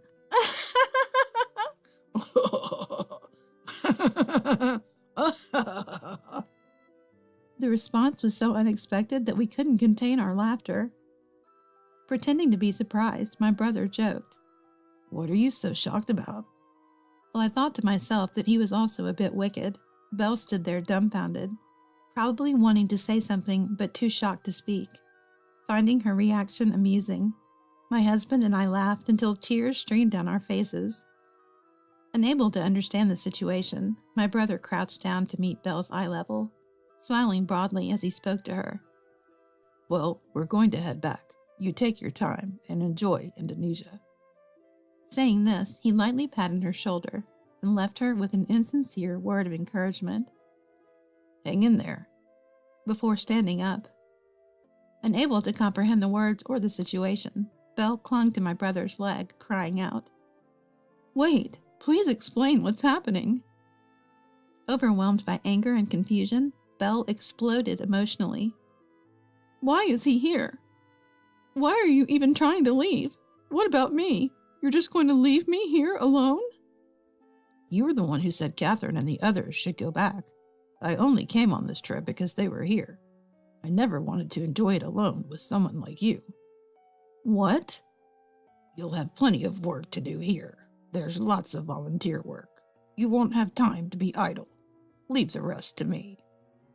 With that, David pried Belle off my brother, holding her firmly to prevent her escape. Even though David was over 70, he was still actively involved in construction, and not someone Belle could easily escape from.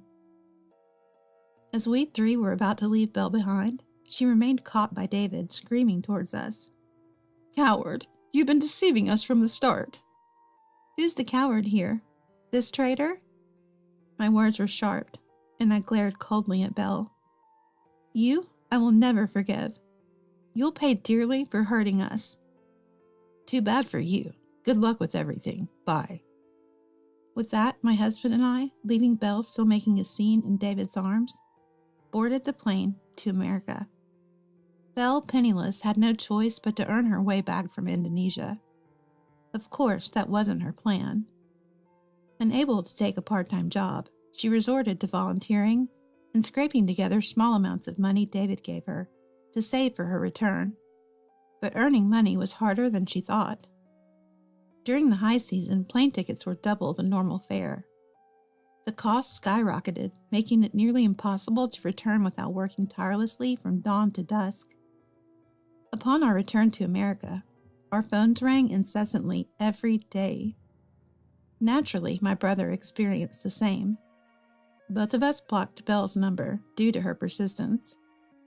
Belle, who hardly worked, struggled with physical labor, lost a lot of weight, and cried daily, longing to return to America. After nearly 3 months, as her visa deadline approached, David contacted her, signaling it was time to return to America.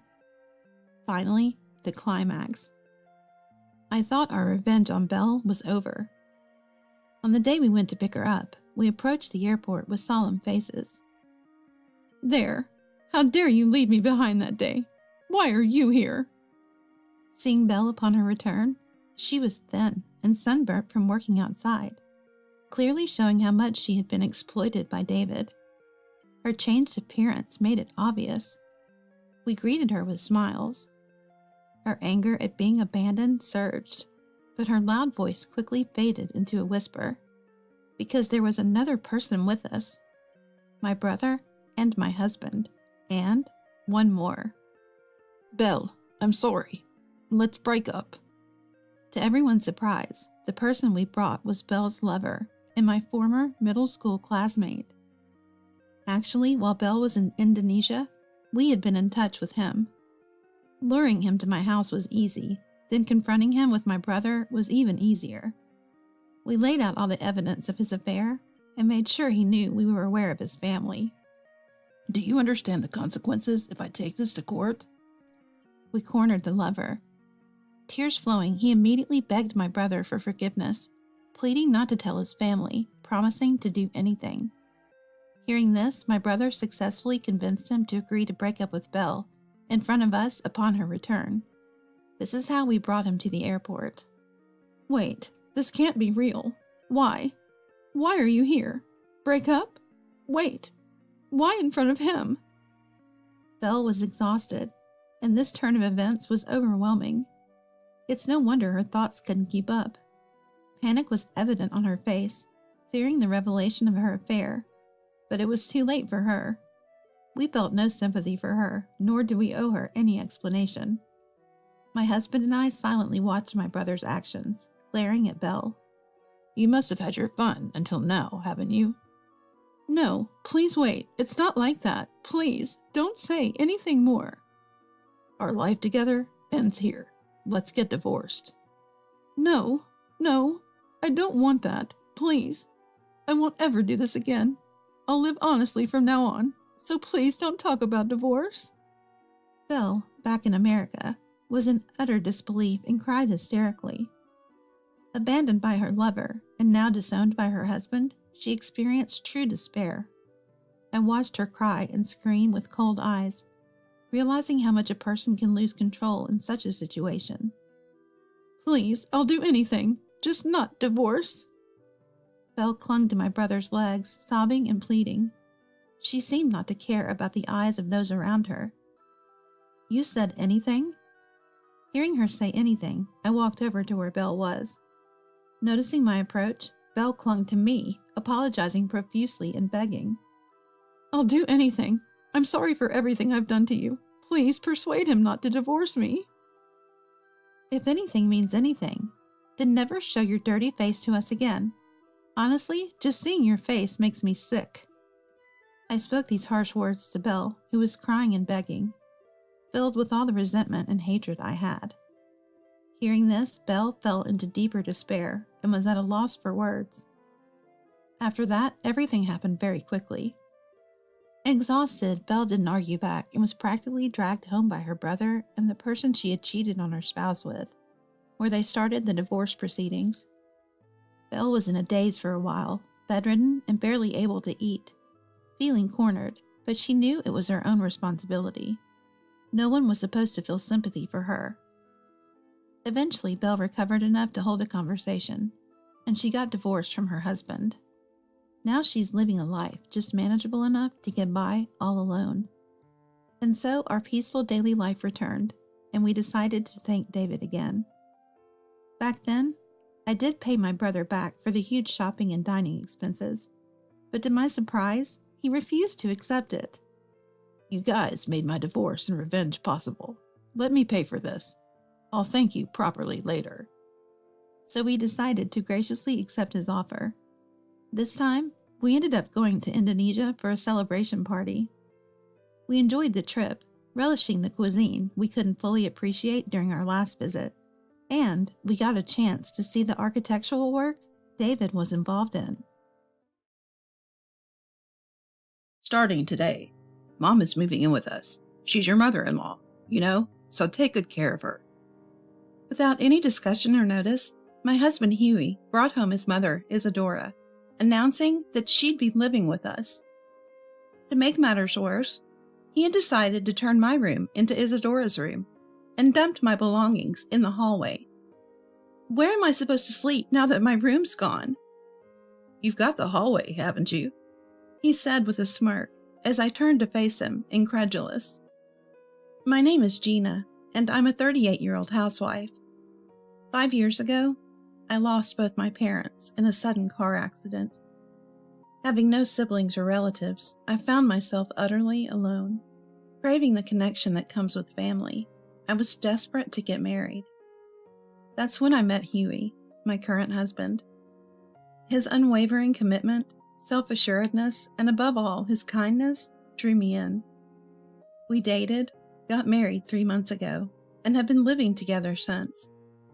I used to work as a nurse, but overworked myself to the point of falling seriously ill. The diagnosis?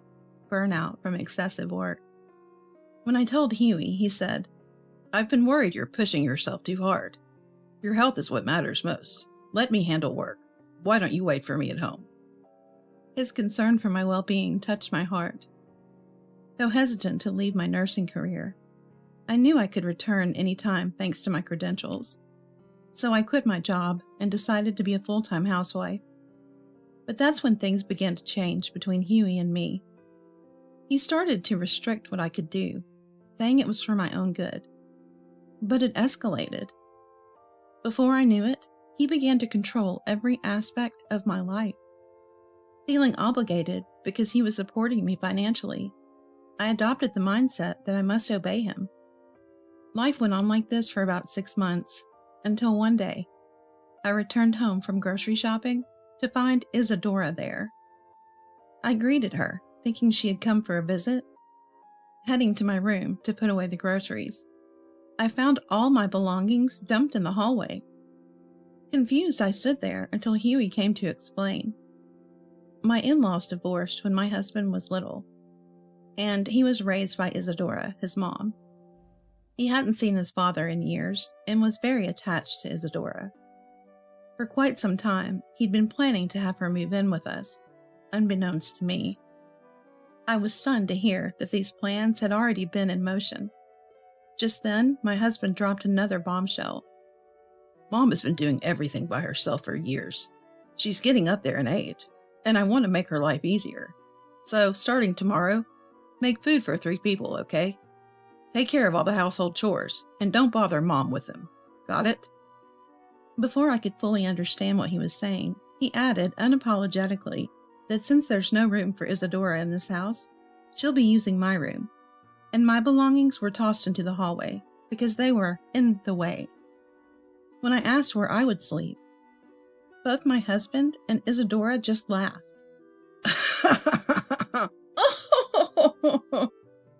Saying there was no other place but the hallway. As crazy and unfair as this sounded, my mind quickly became foggy, filled with thoughts that I should fully support this and take care of Isadora. I accepted my husband's ridiculous proposal, saying, "All right, I understand. Let's get along starting today." After all, I owe everything to my husband, and it's only natural to extend gratitude to Isadora who raised him. I was enthusiastic about meeting their demands.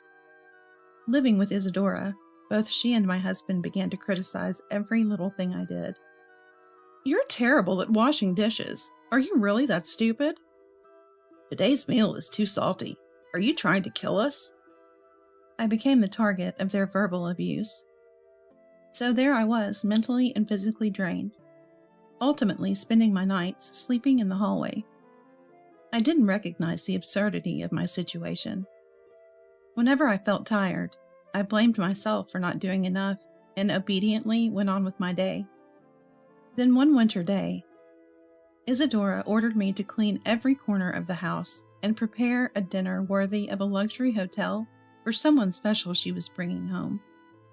I spent the day scouring the house and shopping for ingredients, frantically researching recipes to create an array of lavish dishes. Once the meal was ready, I was told to stay in the hallway so as not to bother the guests. I complied without question, making sure to stay out of sight. From the laughter that occasionally leaked from the living room, I gathered that Isadora's guest was her current boyfriend.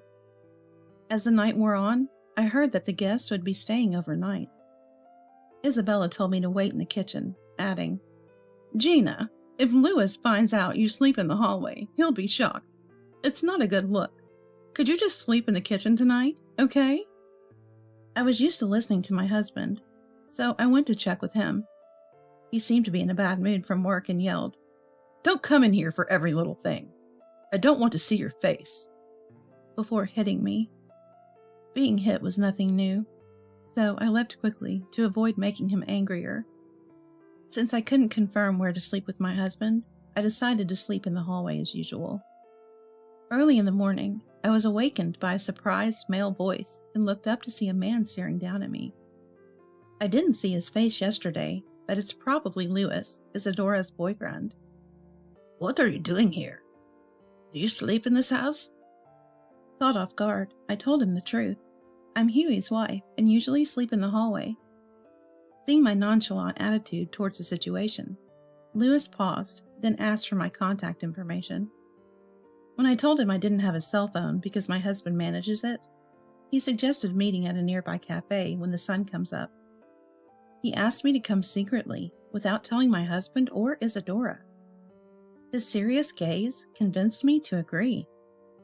Later, Louis went home, seen off by Isadora and my husband. As the sun rose, I told my family I was going grocery shopping and headed to the cafe where Louis was already waiting. We went inside. While waiting for our drinks, Louis said, "Actually, I've invited another person today." Shortly after, a woman he knows arrives. "Nice to meet you. I'm Eileen. I've known Louis for a long time." Eileen was an excellent listener, and we had a lively chat. It had been a while since I talked to someone other than my husband and Isadora. I realized I had almost forgotten how to communicate, and I had a great time. On the way home, Eileen, sensing something was off, kindly asked me about my life. I told her the truth, and she invited me for tea again the next day. I agreed. For several days, our morning tea and casual chats continued. As I spoke to Eileen in the cafe, I started to feel something was wrong with my current life. I became emotional during our talks. It was then that I finally realized my current environment was unjust. Eileen softly smiled, gently wiping away my tears with a handkerchief. It turns out Eileen is a mental health professional. Louis had noticed something was off and asked her to come to listen. Eileen explained that if she had immediately pointed out that my husband and Isadora were the issue, I might have closed off. So she took the time to support me, helping me slowly realize what was going on. At first, I listened to you because it was a job required, but now it's different. I want to help Gina as a friend. If Gina wants our help, we're here, always ready to lend a hand. Hearing these warm words, I can't stop the tears from flowing. Eileen gently rubs my back as I continue to cry uncontrollably. When I finally stop crying, it's time to part ways with Eileen and head home. As we say goodbye, she assures me, "We're always on your side." On the way home, my clouded thoughts finally clear, filling me with a newfound sense of relief. That night, when my husband starts complaining about my cooking again, for the first time, I retort, "If it's too bland for you, add your own seasoning." My husband is momentarily surprised, but quickly turns red with rage. "How dare you speak to me like that?" he shouts. Isadora, who's already there, starts to get angry as well, and both she and my husband yell, "I want a divorce." "Get out of this house now!" Thinking that it might be a good thing for them to kick me out, I simply nod my head as usual. While packing, my husband orders me to be ready for a shower and make the next meal more delicious. To all of this, I reply as always, "It's because I'm a bad wife," and finish packing my minimal belongings. My husband, annoyed that things didn't go his way, lets out a loud sigh and grabs a beer from the kitchen.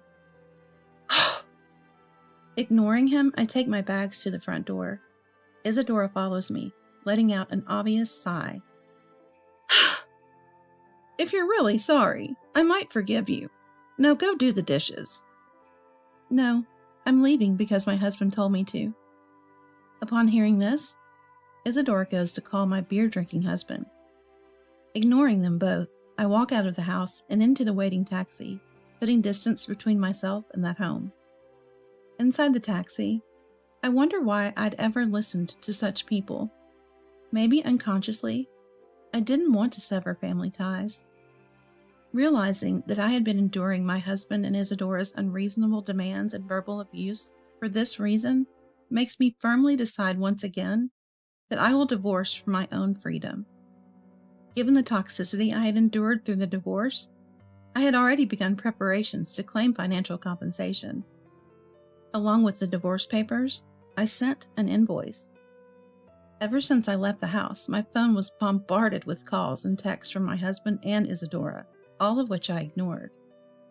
Unreachable and furious after reviewing the divorce papers and bills, my husband decided to take legal action against me. I got a notice from the court saying that he had filed a lawsuit against me. I was shaken for a moment, but then thought, well, it figures with those people, and began preparing my case. Thanks to Eileen's advice, I had a strong case. I presented as evidence the recordings I had made of my husband's abusive language before leaving the house, as well as photos of injuries he had inflicted on me, and medical reports that backed them up. The evidence worked in my favor, and I won the case. The court ordered him to grant the divorce and pay tens of thousands in compensation. Finally, I gained a peaceful, humane life. Afterward, Eileen told me that I was oblivious to it because I was so emotionally dependent on my ex-husband, but the yelling from him and Isadora was heard by the neighbors. There were already rumors that I was perhaps being abused, or at least mistreated. My departure confirmed their suspicions, and the rumors spread like wildfire. I heard they're now seen as the family that tormented their wife. Isadora and Louis broke up right after. It seems they stayed together while I was there because they feared it might hurt me if they separated.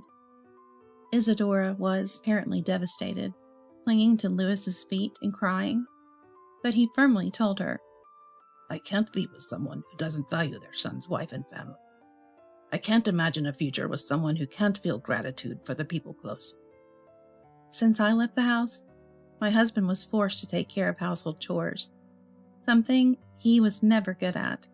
He and Isadora seemed to be constantly arguing about dividing up the tasks. He used to relieve his work stress by taking it out on me, but with me gone, he turned to alcohol for relief. During our legal proceedings, his drinking increased significantly. When he drank, he would become violent, and he became even more aggressive, now even towards Isadora. One day, he went to work still under the influence and caused some trouble. This led to disciplinary action, and he lost his job. Now he seems to be doing tough physical labor to make ends meet. Fortunately, I had received the settlement money in a lump sum, so I wasn't affected by his downfall. After giving heartfelt thank yous to Eileen and Louis, who had helped me, I moved far away and started a new life. Even though Eileen and I now live farther apart, we continue to deepen our friendship, meeting for coffee and taking trips together.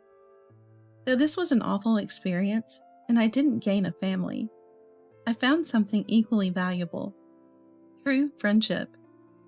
I've returned to nursing, feeling even more fulfilled than before as I work diligently for my patients. And I've tried starting new things that I've always been interested in, like marathons and swimming. I'm enjoying my days, free and uncontrolled by anyone, filled with fun and excitement.